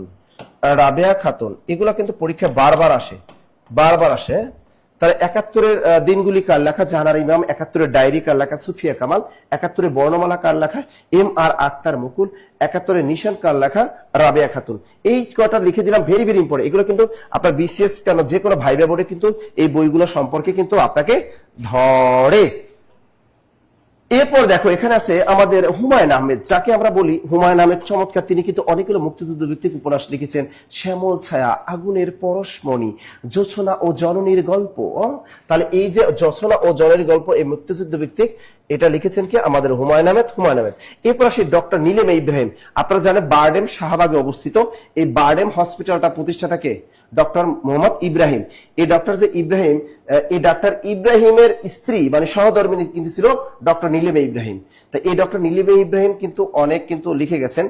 বলতে পারেন ডক্টর নীলিমা ইব্রাহিমের কোনো বইয়ের নাম মনে পড়ে? বলতে পারেন ডক্টর নীলিমা ইব্রাহিম কি লিখছেন বলেন তো? ডক্টর নীলিমা ইব্রাহিমের কোনো ভূমিকা আছে বাংলাদেশে? বলতে পারবেন? ডক্টর নীলিমা ইব্রাহিম স্যার অল্প অল্প করে প্রস্তুতি, job medicine best, thank you. ৭১-এর বর্ণমালা এম আর আখতার মুকুল। ৭১-এর ডায়েরি সুফিয়া কামাল। নারী ছলনা, রিঅ্যাকশন ইউজ করতেছেন। আচ্ছা সবাই একটু রিঅ্যাকশন ইউজ করেন, দ্রুত। স্যার ৭১-এর যিশু মরে নাই, এটা কোনো কথা? সবাই নিঃসন্দেহে জব মেডিসিন, ভেরি গুড, দ্রুত বলেন। হ্যাঁ, তাহলে আমরা কি লিখলাম? এই ৭১-এর বর্ণমালা, ৭১-এর ঢাকা, ৭১-এর পথের ধারে, ৭১ দিয়ে প্রচুর পরিমাণে পরীক্ষা কিন্তু আসে। দ্রুত লেখেন,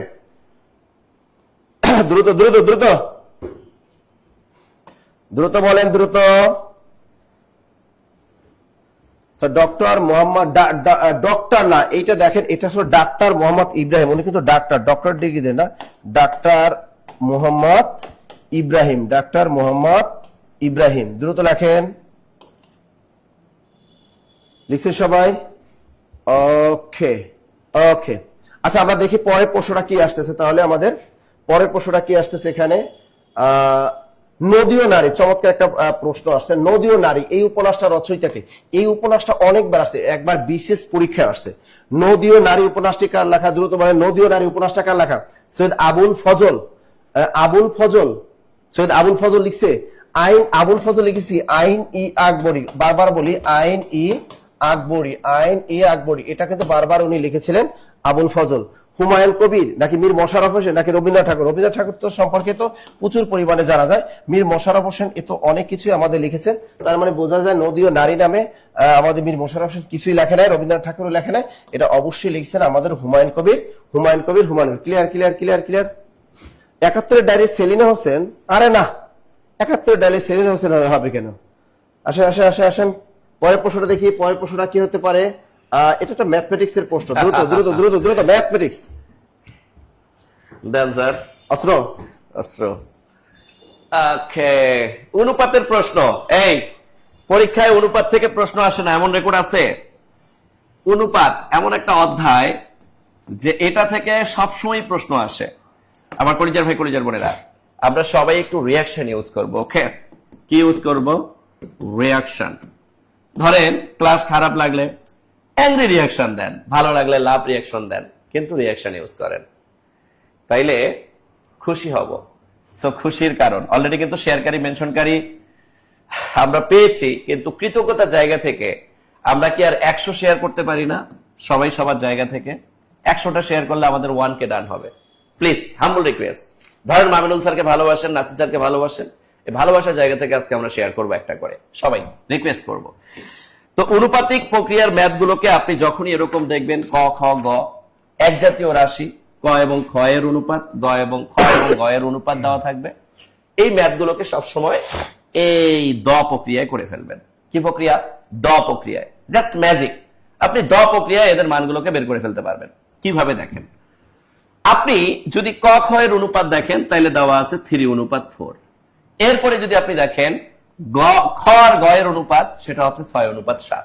তাহলে আপনি নিচে লিখবেন 6:7। ব্যাস, লেখা শেষ।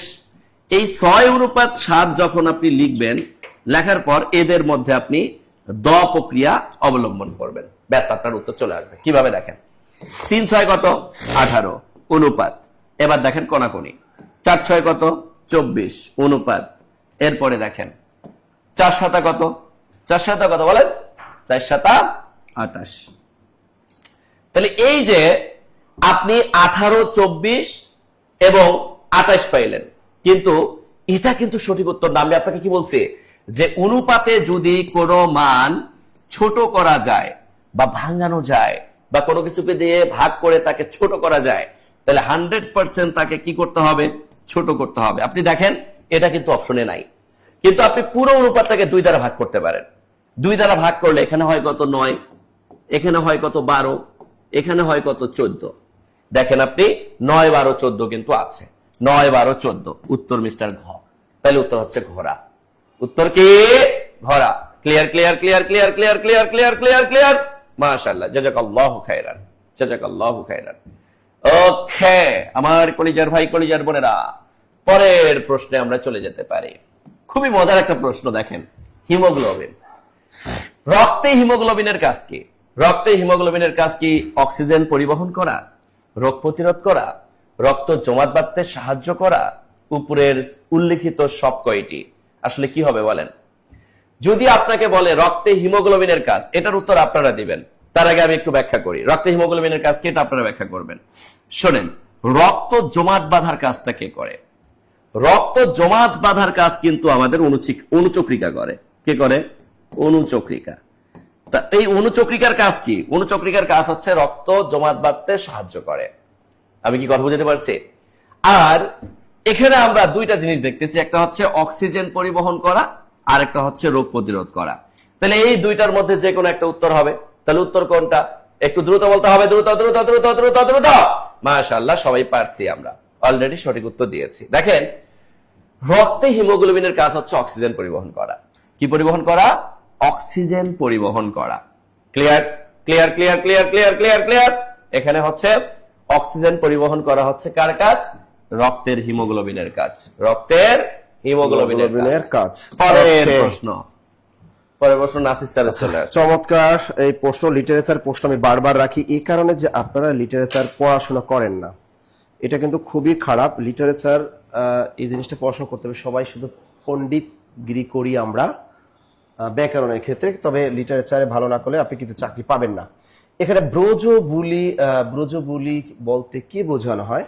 এটা আপনারা বলেন, এটা কি অপভ্রংশ, নাকি ব্রজ সম্প্রদায়ের কথা, নাকি বাংলা ও হিন্দির যোগফল, নাকি একরকম কৃত্রিম কবি ভাষা? ভালো করে উত্তরটা দিবেন। এটা নিয়ে বিস্তারিত বিসিএস এর ক্লাসে আমি অনেকবার পড়িয়েছি। ব্রজবুলি, হ্যাঁ, এই ব্রজবুলি একটা হলো ভাষার নাম। হ্যাঁ, ব্রজবুলি কি একটা ভাষা। এই ভাষাটার আবিষ্কারক বা স্রষ্টা হলেন মিথিলার কবি বিদ্যাপতি। লিখে রাখেন, মিথিলার কবি বিদ্যাপতি। তা পরীক্ষায় কিন্তু এই প্রশ্নটাও আসতে পারে যে ব্রজবুলি ভাষার স্রষ্টা বা আবিষ্কারককে? তিনি হলেন মিথিলার কবি বিদ্যাপতি, যাকে বাংলা সাহিত্যে মৈথিলী কোকিল বলা হয়। এই প্রশ্নটা বিশেষ পরীক্ষায় এসেছে এবং আপনাদেরও আসবে যে বাংলা সাহিত্যে মৈথিলী কোকিল বলা হয় কাকে, আবার বাংলা সাহিত্যে অভিনব জয়দেব বলা হয় কাকে? দুইটা পয়েন্ট লিখে রাখেন। বাংলা সাহিত্যে অভিনব জয়দেব বলা হয় বিদ্যাপতিকে, বাংলা সাহিত্যে মৈথিলী কোকিল বলা হয় বিদ্যাপতিকে। তিনি এক প্রকার কৃত্রিম একটা কবি ভাষা আবিষ্কার করেছিলেন, সেটার নাম হলো ব্রজবুলি ভাষা, অর্থাৎ বাংলা প্লাস হিন্দি। তিনি কি করেছিলেন? বাংলা প্লাস হিন্দি, এই দুইটা মিলেই কিন্তু এটা তৈরি। বাংলা প্লাস কি? বাংলা প্লাস হিন্দি? আরে না, বাংলা প্লাস মৈথিলি। বাংলা প্লাস মৈথিলি, এই দুইটা ভাষা মিক্স করে তিনি একটা ভাষা তৈরি করেছিলেন, সেটার নাম হলো ব্রজবুলি ভাষা। তাহলে বাংলা এবং মৈথিলি ভাষা মিলে তিনি যে একটা নতুন আর্টিফিশিয়াল ল্যাঙ্গুয়েজ তৈরি করলেন, এটার নাম দিয়েছিলেন ব্রজবুলি ভাষা। ক্লিয়ার? ঠিক আছে, এটা কিন্তু কখনো মানুষের মুখের ভাষা ছিল না, অর্থাৎ সাহিত্য কর্ম ব্যতীত এটা কোথাও কিন্তু আপনি আর পাবেন না। আর ব্রজবুলির শ্রেষ্ঠ বাঙালি কবি যদি পরীক্ষা আসে, যে ব্রজবুলির শ্রেষ্ঠ বাঙালি কবিকে, তিনি হলেন গোবিন্দ দাস কবিরাজ। লিখে রাখেন, ব্রজবুলির শ্রেষ্ঠ বাঙালি কবি গোবিন্দ দাস কবিরাজ। আর আধুনিক যুগে ব্রজবুলি ভাষায় পদ রচনা করেছেন আমাদের রবি ঠাকুর। তিনি লিখেছেন ভানুসিংহ ঠাকুরের পদাবলী, ভানুসিংহ ঠাকুরের পদাবলী। ক্লিয়ার সবাই? তাহলে আধুনিক যুগে ব্রজবুলি ভাষায় পদ রচনা করেছেন কে? রবি ঠাকুর। আবার বলি, ব্রজবুলি কি? ব্রজবুলি হলো এক প্রকার কৃত্রিম কবি ভাষা। বাংলা সাহিত্যের দ্বিতীয় কাব্য ভাষা এবং উপভাষা বলা হয় কোন ভাষাকে? ব্রজবুলি ভাষাকে। ব্রজবুলি ভাষার স্রষ্টা বা আবিষ্কারক হলেন মিথিলার কবি বিদ্যাপতি। এই বিদ্যাপতিকে বাংলা সাহিত্যে মৈথিলী কোকিল বলা হয় এবং অভিনব জয়দেব বলা হয়।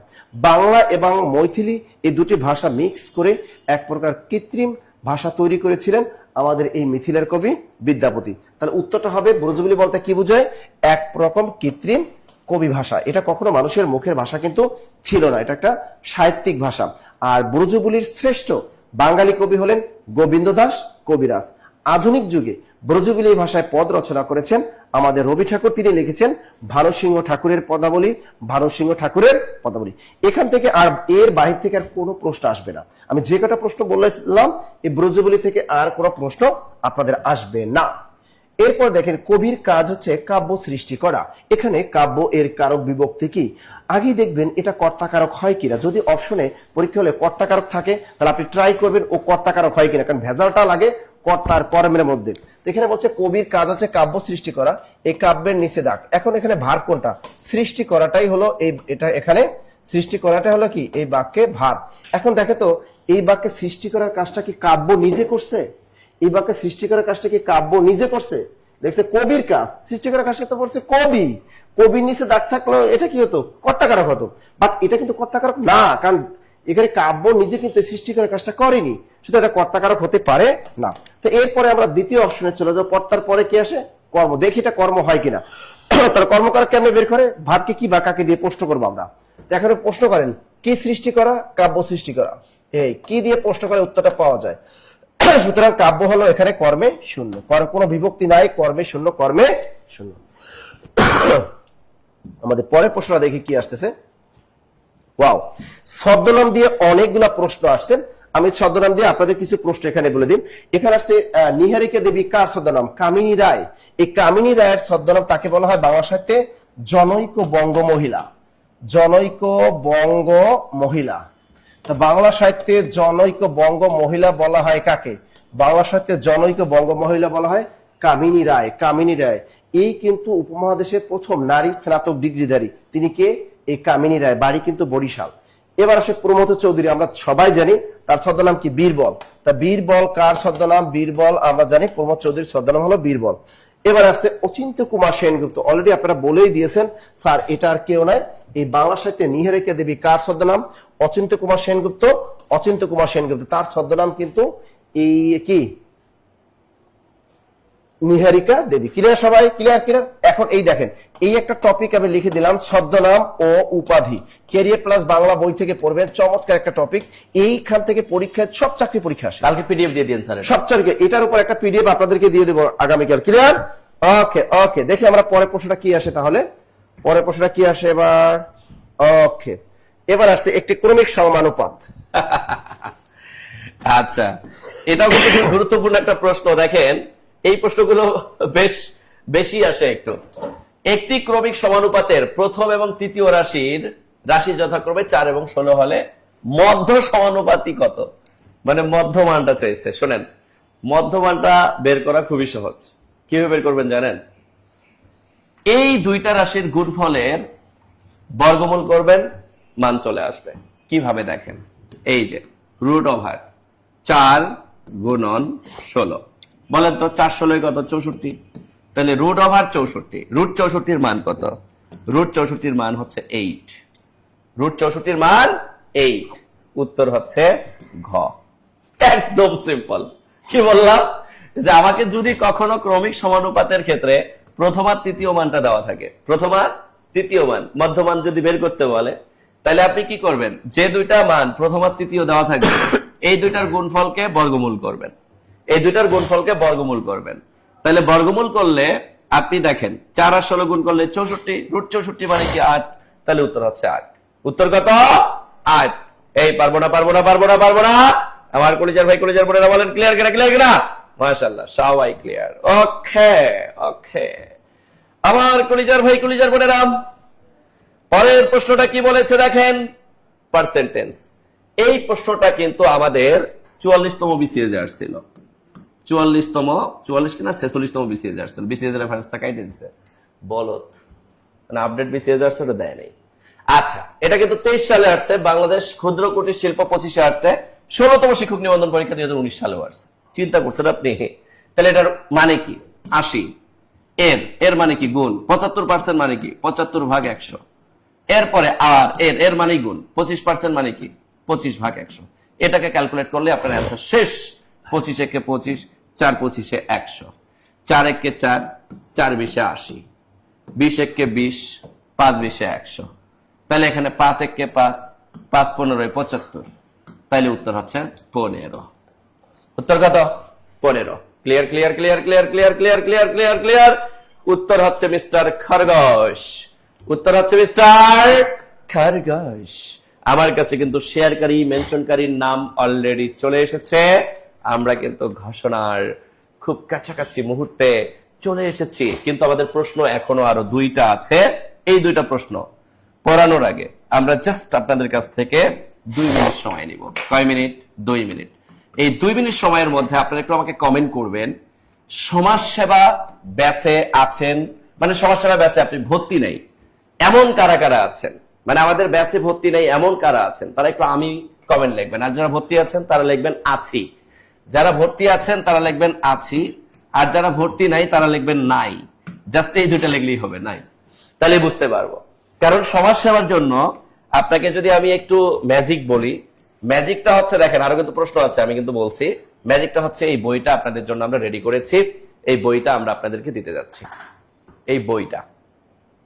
আর এই যে বইটা দেখতেছেন, এই বই থেকে আপনি 100% বলবো না, 95% প্রশ্ন এখান থেকে কমন পাবেন। কারণ এতটা এক্সক্লুসিভ ভাবে আমরা এই বইটাকে সাজিয়েছি। এবং মজার ব্যাপার হচ্ছে, এই সমাজ সেবায় যারা আবেদন করেছেন, আপনারা জানেন যে এখানে আমরা প্রায় 3 থেকে 4 মাস সময় পেতে যাচ্ছি। এই সময়ের মধ্যে আবার কি নিজ উপজেলায় নিয়োগ, নিজ জেলায় পরীক্ষা দেওয়ার সুযোগ। ভাই, সরকারি চাকরি, পে স্কেল হয়ে গেছে, স্যালারি দ্বিগুণ হয়ে গেছে। চিন্তা করছেন আপনি? জাস্ট মানে ফিল করেন একটা জিনিস, যে কি পরিমাণ একটা সুযোগ। এই সুযোগ কি হাতছাড়া করা যায়? হাতছাড়া করা যায় না। আমার কলিজার ভাই কলিজার বোনেরা, আপনারা জানেন যে আমরা যে বইটা দিচ্ছি, এই বইটারই দাম আছে 500 টাকা। এই 500 টাকা সমমূল্যের বই কিন্তু আমরা কোর্সের সাথে একদম ফ্রি দিয়ে দিচ্ছি। তাও আবার কি কোর্সের মূল্য রাখছি মাত্র 150 টাকা। চিন্তা করছেন আপনি? তার মানে এখানে টাকার পরিমাণটা হচ্ছে কত? 650 টাকা। তাও আবার আপনার কাছে যদি 650 টাকা ইনভেস্টার না থাকে, ধরেন আপনার কাছে টাকা আছে এখন কত, ধরলাম 300 টাকা আছে, ধরলাম 400 টাকা আছে, আপনি জাস্ট এই টাকাগুলো দিয়ে আমাদের এই সমাজসেবা কোর্সটা কনফার্ম করতে পারবেন, ভর্তি নিশ্চিত করতে পারবেন। ভর্তি নিশ্চিত করার জন্য আমি জাস্ট আপনাদেরকে 1 মিনিট সময় দেবো। যারা ভর্তি নাই, একটা জিনিস মাথায় রাখবেন, বাবা মা চাতক পাখির মতো চেয়ে আছে, তাদের মুখে হাসি ফুটানোর জন্য তাদেরকে ওয়াদা করেন, বাবা মা জব মেডিসিনের সাথে 4 মাস লেগে থাকবো, সমাজসেবায় চাকরিটা লুফে নেব। আমরা যে বই দিব, এই বইয়ের বাইরে আপনাকে একটা ওয়ার্ড করার দরকার নেই। বাজারে রাগডুম বাগডুম গড়াডুম অনেক বই নিয়ে আপনাকে পড়াশোনা করে আপনার নিজের মোটিভ নষ্ট করার দরকার নেই। আমার কলিজার ভাই কলিজার বোনেরা, জাস্ট এই জায়গায় যারা আমরা ভর্তি নিশ্চিত করতে চাচ্ছি, 019399646463 এই যে নাম্বারটা দেখতেছেন, এই নাম্বারটা আমাদের বিকাশ, নগদ, রকেট, জাস্ট সেন্ড মানি রয়েছে। এই সেন্ড মানিতে আজকে লাইভে থাকা অবস্থায় আমি হচ্ছে এই যে মাত্র 650 টাকার যে সুযোগটা, এই সুযোগটা আমি 10 জন স্টুডেন্টকে দিব। 10 জন না, মানে লাইভে থাকা অবস্থায় আমি জাস্ট 2 মিনিটের মধ্যে যারা সেন্ড মানি করবেন, ধরেন আপনার কাছে এখন 300 টাকা আছে, আপনি 300 টাকা দিয়ে সমাজসেবার কোর্স প্লাস বই, এই বই কিন্তু ফ্রি। বইয়ের জন্য আপনাকে আগে পরে আবার আলাদা করে কোনো টাকা দেওয়া লাগবে না। আপনারা জাস্ট টাকা পাঠিয়ে আপনারা লাস্ট 3 ডিজিট আমাকে একটু পাঠিয়ে দিবেন। লাস্ট 3 ডিজিট একটু কমেন্ট করলেই হবে। একটু দ্রুত দ্রুত দ্রুত দ্রুত দ্রুত দ্রুত দ্রুত দ্রুত দ্রুত বই বাদ দিয়ে 150 টাকা নেন। বাহ, এ খুব চালাক। আচ্ছা, আমি আবারও বলতেছি, আমি কিন্তু সময় খুব কম দিব, আমি জাস্ট 2 মিনিট সময় দিব। এই 2 মিনিট সময়ের মধ্যে আমরা জাস্ট বিকাশ, নগদ, রকেটে সেন্ড মানি করার পর আমরা জাস্ট লাস্ট 3 ডিজিট পাঠাই দিয়ে বলবো স্যার পাঠাইছি, স্যার পাঠাইছি। ওকে, একটু দ্রুত দ্রুত দ্রুত দ্রুত দ্রুত। আমি কিন্তু কমেন্ট চেক করতেছি, বইটি কি নেওয়া যাবে না স্যার? হ্যাঁ, বইটা তো আমরা ফ্রি দিয়ে দিব, বই ফ্রি, কারণ বইটা আমরা টাইপ ভিত্তিক ভাবে সাজাইছি এবং নাম দিয়েছি কি দেখেন না, জব উইনার্স হ্যান্ডবুক। এটা সমাজসেবাকে ডেডিকেটেড করে সাজানো বইটা, অনলি ফর সমাজসেবাকে ডেডিকেটেড করে সাজানো। কথা কি বুঝতে পারছি? আমার কলিজার ভাই, কলিজার বোনেরা, যদি আপনার পকেটে এখন ধরেন আপনি ভাবতেছেন যে না আমার কাছে 150 টাকা আছে, 200 টাকা আছে, সমস্যা নেই, আপনি এটা পাঠিয়ে কনফার্ম করেন, জাস্ট নিশ্চিত করেন। শোনেন, নিজের ক্যারিয়ারের জন্য যারা এই টাকা ইনভেস্ট করতে কৃপণতা করতেছেন তারা অন্ততপক্ষে সফল হতে পারবেন না। আপনি একটা বন্ধুর সাথে আড্ডা দিতে গিয়ে রেস্টুরেন্টে ঠিকই 1000 টাকা বিল দিতে পারেন, অথচ যেখানে আপনার ক্যারিয়ার বিদ্যমান, যেখানে আপনি সফল হওয়ার পর মৃত্যুর আগ পর্যন্ত সম্মান পাবেন, যেখানে আপনার বাবা মা সম্মান পাবে, সামাজিক সাম্যাবস্থায় সবার কাছে আপনি নিজেকে রিপ্রেজেন্ট করতে পারবেন, সেই জায়গায় আপনি ইনভেস্ট করতে কৃপণতা করতেছেন। মানে যেটা আমার দরকার সেখানে আমি কৃপণতা করতেছি, আর যেটা দরকার না সে জায়গায় আমি আবার ঠিকই ইনভেস্ট করে ফেলতেছি। কথা কি বুঝতে পারছেন? এই যে 250 টাকা আছে বিকাশে, কোনো সমস্যা নেই, আপনি পাঠিয়ে just last digit, last 3 digit আমাদেরকে বললেই হবে। কথা বুঝতে পারছি স্যার? হ্যাঁ, এই যে অলরেডি একজন পাঠাইছে, পাঠায় হচ্ছে সে অলরেডি আমাদেরকে কমেন্টে লাস্ট 3 ডিজিট বলে দিয়েছেন, আমি দেখতে পাচ্ছি। আপনারা একটু কমেন্ট করবেন, একটু কমেন্টে জাস্ট পাঠানোর পর লাস্ট 3 ডিজিট বললেই হবে। ওকে স্যার, এখন তো টাকা নাই, সকালে দেই 650 টাকা। না, সকালে এখন আপনার যা আছে বিকাশে তা দিয়ে আপনি কনফার্ম করে রাখেন, কোনো সমস্যা নেই। ওকে, এখন আপনার যা আছে বিকাশে আপনি তা দিয়ে জাস্ট কনফার্ম করে রাখেন। ওকে ওকে, অলরেডি কিন্তু আমি দেখতে পাচ্ছি 10 জনের মতো পাঠাইছেন, 10 জনের মতো কিন্তু অলরেডি পাঠিয়ে ফেলছেন। ওকে ওকে ওকে ওকে ওকে ওকে ওকে ওকে ওকে ওকে ওকে। না, আপনার বাজারে যাওয়ার দরকার নেই, আপনার বিকাশ যাদের আছে, যাদের বিকাশ আছে তারা বিকাশ থেকে জাস্ট টাকা পাঠানোর পর লাস্ট ডিজিট পাঠিয়ে দিবেন, লাস্ট ডিজিট পাঠিয়ে দিলেই হয়ে যাবে। না, ভর্তি ছাড়া বই নেওয়ার কোনো সুযোগ নেই আমাদের এখানে। আসলে ভর্তি হতে, ভর্তির সাথে আমরা বইটা ফ্রি করে দিই। আমরা যে ফি নিচ্ছি এই ফিতে আপনার হচ্ছে বই সহ, বই সহ। এখানে আসলে আমাদের 1 টাকা যদি লভ্যাংশের কথা বলেন সেটাও আমাদের দ্বারা সম্ভব না। এটা জাস্ট আমরা এখান থেকে কিছু সফল করতে চাই আপনার এখান থেকে যদি আমার 200 স্টুডেন্ট সফল হয়, এই 200 স্টুডেন্ট সারা জীবন আমার কৃতজ্ঞ থাকবে এবং তারা আজীবন আমার এখানে কি করবে, স্টুডেন্ট প্রেফার করবে। জাস্ট এতটুকুই, আর কিছু না। ওকে, এই যে 026 থেকে পাঠাইছেন টাকা, আমি দেখতে পাচ্ছি একজন 026 তো 026 থেকে একজন পাঠাইছেন, যে 026 থেকে পাঠাইছেন আরো অনেকে পাঠাইছেন আমি দেখতে পাচ্ছি। মাশাআল্লাহ, জাযাকাল্লাহু খাইরান, মাশাআল্লাহ মাশাআল্লাহ। ওকে ওকে, যারা টাকা পাঠিয়েছেন সবাইকে অসংখ্য ধন্যবাদ, অসংখ্য ধন্যবাদ, অসংখ্য ধন্যবাদ। লাস্ট 3 ডিজিট বললেই হবে। ওকে, আর যাদের যাদের যাদের বিকাশের টাকা এখন নেই কিন্তু আপনি কনফার্ম করতে চাচ্ছেন, তারা এক কাজ করবেন, জাস্ট সি কোড ব্যবহার করে আপনি হচ্ছে আপনার কন্ট্যাক্ট নাম্বার শেয়ার করবেন, যে আগামীকালকে সকালে আমি ভর্তি হতে চাই, আমি জাস্ট সি কোড ব্যবহার করে নাম্বার শেয়ার করব। সি কোড মানে কনফার্ম। তাহলে আগামীকালকে সকালে দেখা যাবে যে আমাদের প্রতিনিধি টিম যারা রয়েছেন তারা কিন্তু আপনাকে এই সুযোগটা দিয়ে দিবেন। ওকে, আগামীকালকে সকালে যারা ভর্তি কনফার্ম করতে চাচ্ছেন। ওকে, ক্লাস তো আপনি আমাদের পেইড গ্রুপে করবেন, নিয়মিত ক্লাস হবে, 1 মাসের আপনার রুটিন দিয়ে দেওয়া হবে, পূর্ণাঙ্গ রুটিন, পূর্ণাঙ্গ এক্সামের রুটিন, ক্লাসের রুটিন, সবকিছু আপনাকে দিয়ে দেওয়া হবে এবং আপনি ধরে ধরে ক্লাস করতে পারবেন। স্যার 650 টাকা দিলেই হবে, না পরে আর 1 টাকাও লাগবে না, 650 টাকার মধ্যে আপনি বই পাচ্ছেন। মানে এই কোর্সটা আসলে বেসিক্যালি আমরা সফল করতে চাই, বা আমাদের জব মেডিসিনের কিছু স্টুডেন্ট, আমরা চাই যে সমাজসেবা থেকে আমাদের জব মেডিসিন থেকে 200 বা 300 স্টুডেন্ট সফল হয়েছে। এটার জন্যই আসলে এই ব্যাচটা লঞ্চ করা, বা এখানে আসলে আমাদের লভ্যাংশ বা একটা প্রাতিষ্ঠানিক যে একটা লভ্যাংশের একটা ব্যাপার থাকে, এখানে আসলে আমাদের কোনো লভ্যাংশ নেই। এই ব্যাচটা আমরা রানই করেছি শুধুমাত্র আপনাদেরকে সফল করার জন্য, বুঝতে পেরেছে? কারণ এটা যেহেতু একটা শর্ট কোর্স, কম সময়ের জন্য একটা কোর্স, 3 থেকে 4 মাসের একটা কোর্স, এই জন্য আমরা এখানে আপনাদেরকে এই সুযোগটা দিচ্ছি। এই সুযোগ আর কখনো আপনারা পাবেন না। হ্যাঁ, আমি দেখতে পাচ্ছি যে হাবিব শাওন সি কোড ব্যবহার করে নাম্বার শেয়ার করেছেন, মারুফা আক্তার সি কোড ব্যবহার করে নাম্বার শেয়ার করেছেন, শহীদুল ইসলাম হৃদয় সি কোড ব্যবহার করে নাম্বার শেয়ার করেছেন। যারা সি কোড ব্যবহার করে নাম্বার শেয়ার করেছেন অসংখ্য ধন্যবাদ আপনাদেরকে। আপনারা এখনো সি কোড ব্যবহার করে নাম্বার শেয়ার করতে পারেন, কোনো সমস্যা নেই। আচ্ছা, আমি সর্বোচ্চ শেয়ারকারী মেনশনকারীর নাম ঘোষণা করার আগে স্যার মাত্র আর 2টা প্রশ্ন আছে, এই 2টা প্রশ্ন একটু দিয়ে দেন। আপনারই প্রশ্ন স্যার, কি বলে? এই 2টা প্রশ্নের উত্তর দিয়ে দিলেই হয়ে যাবে। আর ততক্ষণে আমরা সি কোড ব্যবহার করে নাম্বার শেয়ার করব। আচ্ছা, 920 থেকে টাকা পাঠাইছেন আমি দেখতে পাচ্ছি আমাদের মোহাম্মদ সোহেল রানা, এক সময় বাংলা সিনেমার কিংবদন্তি রুবেলের বড় ভাই। আচ্ছা, ঢাকা ইউনিভার্সিটির স্টুডেন্ট সাবেক, কিন্তু এই রুবেলের বড় ভাই আমাদের নায়ক, বরিশালের জনপ্রিয় নায়ক। 10 থেকে 20তম গ্রেডের কোর্স ফি হচ্ছে আমাদের 1250 টাকা, এখন অফার চলতেছে। আপনি চাইলে আমাদের এই নাম্বারে সেন্ড মানি করে কনফার্ম করতে পারবেন, সমস্যা নেই। এখানে একটা বলছে নীল অপরাজিতা, এই উপন্যাসটি কাল লেখা, এটা প্রাইমারি পরীক্ষাও কিন্তু আসছে। রবীন্দ্রনাথ ঠাকুর, আমরা জানি রবি ঠাকুর এই নামে কোন উপন্যাস তিনি কিন্তু লেখেননি। এরপর আসছে, কারণ রবীন্দ্রনাথ ঠাকুরের উপন্যাস তো সহজ। হ্যাঁ, দেখো রবীন্দ্রনাথ ঠাকুর মোট 12টা উপন্যাস লিখছে। আমরা ধরা হয় যে 14টা উপন্যাস, আসলে ধরা হয় 12টা উপন্যাস লিখছে। সেই উপন্যাসের ভিতরে এটা নাই, কিন্তু কাজী নজরুল ইসলাম 3টা উপন্যাস লিখছে, বাদনহারা, মৃত্যুকথা, কোহেলিকা। সুতরাং এটার ভিতরেও এটা নাই। শামসুর রহমান মোট উপন্যাস লিখছে কটা জানেন? আমাদের শামসুর রহমান মোট উপন্যাস লিখছে 4টা, আর কাজী নজরুল ইসলাম মোট উপন্যাস লিখছে 3টা। তাই শামসুর রহমানের উপন্যাসগুলো কি কি? 1 নম্বর লেখা নিয়ত মমতাজ, কি লিখলাম? নিয়ত মমতাজ। 2 নম্বর কি? এলো সে অবেলায়, একটা উপন্যাস লিখছে। 3 নম্বর কি লিখছে? অক্টোপাস, এটা বিখ্যাত একটা উপন্যাস। 4 নম্বর লিখছে অদ্ভুত আধার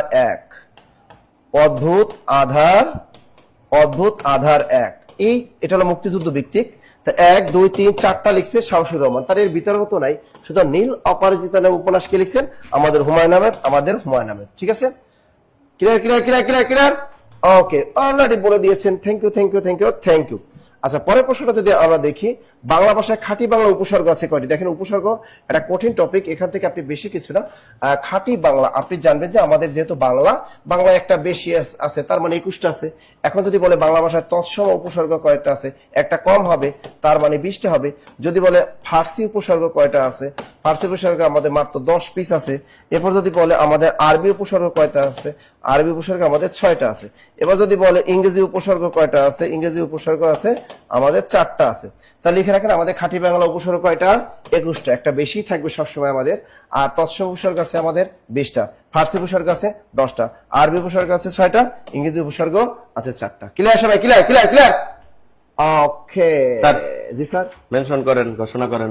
না, আমার এখানে দেখি এত সবই দেখি, ছেলে মেয়ে সবই আছে এখানে। আল্লাহ, টাকা পাবে। আজকে শেয়ারকারীর মধ্যে আমার পেজ থেকে একজন করছে, সে হচ্ছে মনি বেগম। প্রায় 800 শেয়ার হয়েছে আজকে, কেন আমার পেজ থেকে, আমি বুঝলাম না। আর মনি বেগম কিন্তু অনেক, আমি প্রথম থেকে দেখতেছিলাম মনি বেগম, সে অনেক কি করতেছে, শেয়ার করতেছে, অ্যাক্টিভ ছিল। আমরা আমাদের মহিষী নারীদের শোনেন, যারা এখনো হচ্ছে আপনারা সেন্ড মানি কনফার্ম করতে চাচ্ছেন, আমি জাস্ট নাম্বারটা এক সাইডে লিখে দিয়ে রাখতেছি, এখনো সুযোগ আছে, আপনারা দেন। অলরেডি হচ্ছে এই যে অনেকে পাঠাইছেন, এই যে দেখেন মুন্না মুস্তাকিম কিন্তু টাকা পাঠাইছেন 300, 019399। আর যারা কনফার্ম করতে চাচ্ছেন তারা সি কোড ব্যবহার করে নাম্বার শেয়ার করতে পারেন, 93996462364623। তো এই নাম্বারে আপনারা হচ্ছে সেন্ড মানি, বিকাশ সেন্ড মানি, নগদ send money, rocket send money করলেই হয়ে যাবে। আচ্ছা, সর্বোচ্চ শেয়ারকারীর মধ্যে আমি শেয়ারকারীর নাম ঘোষণা করতেছি। আমাদের আজকের শেয়ারকারী সর্বোচ্চ শেয়ারকারীর মধ্যে আজকে মামিনুল স্যার পেজ থেকে যারা ক্লাস করেছেন, এর মধ্য থেকে একজন আছেন, সে হচ্ছেন আমাদের মনি বেগম। এই মনি বেগম কিন্তু আজকে আমাদের সর্বোচ্চ শেয়ারকারীর মধ্যে থাকতেছেন। আপনি কিন্তু পাচ্ছেন প্রাইস মানি টাকা। সো আপনি প্রাইস মানি টাকা পাচ্ছেন। আর আবিদ আরাফাত বই পাবেন। 2 নম্বরে শেয়ারকারীর মধ্যে রয়েছেন আবিদ আরাফাত, আপনি হচ্ছেন বই পাবেন। আপনারা জাস্ট 019015195010 0203040506 এগুলো আমাদের হটলাইন নাম্বার। এগুলো তো সরাসরি কল করে ভর্তি কনফার্ম করতে পারবেন। আর যারা বই নেবেন তারা হচ্ছে এই নাম্বারে জাস্ট নাম নাম্বার ঠিকানা দিয়ে দিলেই হবে। আবিদ আরাফাত বই পাবে না? আচ্ছা। আর মেনশনকারীর মধ্যে যারা রয়েছেন, মেনশনকারীর মধ্যে, তো এটা কবেকার? আচ্ছা দেখেন না, মনি বেগম পাইছে, এটা ঠিক আছে। ও বই পাবে, আচ্ছা আচ্ছা আচ্ছা, এখানে আমাদের একটু ভুল হয়েছে। আচ্ছা, মনি বেগম হচ্ছে শেয়ারকারীর মধ্যে রয়েছে। হ্যাঁ এটা আছে, এটা আছে সব। আর জেসমিন আরা খাতুন হচ্ছে বই পাবে। আচ্ছা, শেয়ারকারীর মধ্যে 2 নম্বরে আর কি, জেসমিন আরা খাতুন, জেসমিন আরা খাতুন, জেসমিন আরা খাতুন আপনি হচ্ছে আমাদের বই পাবেন। আপনি বইয়ের জন্য এই নাম্বারে নাম নাম্বার ঠিকানা দিয়ে দিলেই হয়ে যাবে। আর আমার পেজে দেখেন তো এই যে ইয়ার টাকা নাম পাঠাইছে কিনা, মনি বেগম, মনি বেগম, মনি বেগম স্যার পেজে আপনার নাম্বার, বিকাশ নাম্বারটা পাঠিয়ে দিবেন। আপনার বিকাশ নাম্বার পাঠিয়ে দিলে আপনাকে এখনই টাকা পাঠিয়ে দিবে। অর্থাৎ বিকাশ নাম্বার পাঠিয়ে দেন। বিকাশ মনি বেগম, মনি বেগম মেনশনকারীর মধ্যে রয়েছেন, মেনশনের মধ্যে রয়েছেন শরীফুল ইসলাম, টাকা পাবেন। শরীফুল ইসলাম, দ্রুত দ্রুত। শরীফুল ইসলাম আপনি জব মেডিসিন পেজের একটু নাম্বার পাঠান, বিকাশ নাম্বার পাঠালে আপনি টাকা পাবেন। আর যদি বই নিতে চান সেটা কমেন্ট করে জানাবেন। সজীব মিয়া, সজীব মিয়া, সজীব মিয়া, সজীব মিয়া আপনি বই পাবেন। আপনি এই নাম্বারে নাম নাম্বার ঠিকানা দিলেই হয়ে যাবে। একটু দ্রুত দ্রুত দ্রুত দ্রুত দ্রুত করতে হবে। আচ্ছা, আমি দেখতে চাই যে মামিনুল স্যার পেজ থেকে যে শেয়ারের সর্বোচ্চ, আজকে দেখেন আমাদের পেজের থেকে আমার পেজে শেয়ার করছে বেশি, 809টা শেয়ার করছে। আমাদেরকে শেয়ারকারীর মধ্যে যে রয়েছে মনি বেগম আছি, মনি বেগম, আর মেনশনকারীর মধ্যে শরীফুল ইসলাম, আপনি কিন্তু টাকা পাচ্ছেন। একটু আপনার বিকাশ নাম্বার দিয়ে দিতে পারেন দ্রুত দ্রুত। শরীফুল ইসলাম আছে, জুবাইর ভাই, জুবাইর ভাই, শরীফুল ইসলাম দিয়ে দিছে। হ্যাঁ, নাম্বারে ফোন দিলে বই পাবেন, টেনশন নিয়েন না। নাম্বারে ফোন দিলে 500 টাকা। এই জুবাইর ভাইয়ের টাকাটা পাঠাইতে বলো। মাগো কই ক্লিক করলাম, কই গেল? তুমি তো জায়গা মতো দিতে পারো না। হ্যাঁ জুবাইর ভাই কই গেলেন? হ্যাঁ, টাকাটা দিতে বলো। কই গেল শরীফুল ইসলামের নাম্বার? শরীফুল ইসলাম, শরীফুল ভাই আবার আগের নাম্বারটা পাঠাবেন। শরীফুল তো নাম্বার পাঠাইলো, আমি শরীফুল ইসলাম নাম্বার পাঠাইছে। না না, নাম্বারও পাঠাইছিল।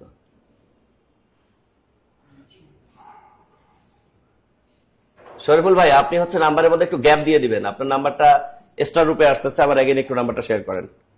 নাম্বার আগে শেয়ার করছিলাম, কপি করতে গিয়ে কপি হয় নাই। আর মামিনুল স্যার পেজ থেকে যে শেয়ার করেছেন, ও শরীফুল ইসলাম অলরেডি নাম্বার দিয়েছেন আমাদেরকে, তার টাকা পাঠিয়ে দেন। 01851 43 5663। আচ্ছা, মেনশনের মধ্যে আপনাদেরকে আরেকটা ঘটনা বলি। আপনারা যে ঘটনাটা ঘটান, মেনশন করেন, খুব ভালো কথা। নাম আগে থেকে টাইপ করে রাখেন আর ওগুলো পেস্ট করেন। এই কাজগুলো করেন না ভাই। মেনশন মানে হচ্ছে আপনার ওর নামে যাতে ক্লিক করলে ওর আইডিতে চলে যায়, এটাকে বলা হয় মেনশন। শুধু আমি ওই সকিনা, রহিমা, করিমার একটা নাম লিস্ট করলাম, সেটা কপি করে বসাই দিলাম, এটা আসলে ঠিক না। বুঝতে পারছি? শরীফুল ইসলাম ভাই আপনার টাকা অলরেডি চলে গেছে, আপনি একটু চেক করেন যে আপনি টাকা পেয়েছেন কিনা। ইয়েস অর নো একটু কমেন্ট করতে হবে। আপনার টাকা অলরেডি চলে গেছে, আপনি একটু কমেন্ট করেন। এখানে দেখার দরকার নেই, কমেন্টে যান, একটু কমেন্ট করবেন। আর মনি বেগম, আপনি আমার পেজ থেকে আমি দেখতে পাচ্ছি আপনি অ্যাক্টিভ নেই এখন।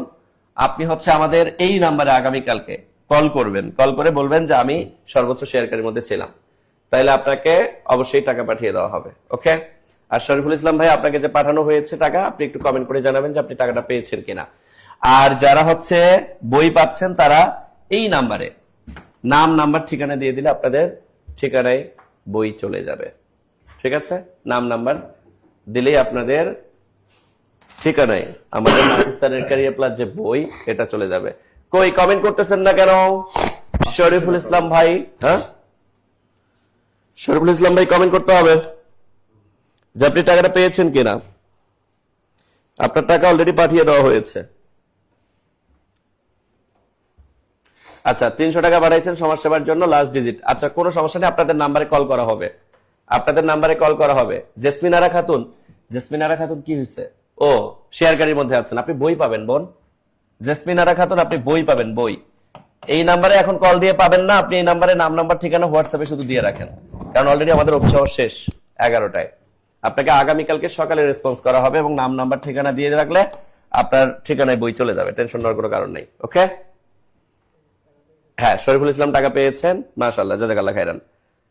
আচ্ছা স্যার 366 টাকা পাঠাইছেন নাকি? নাবিলা নূর আয়াত।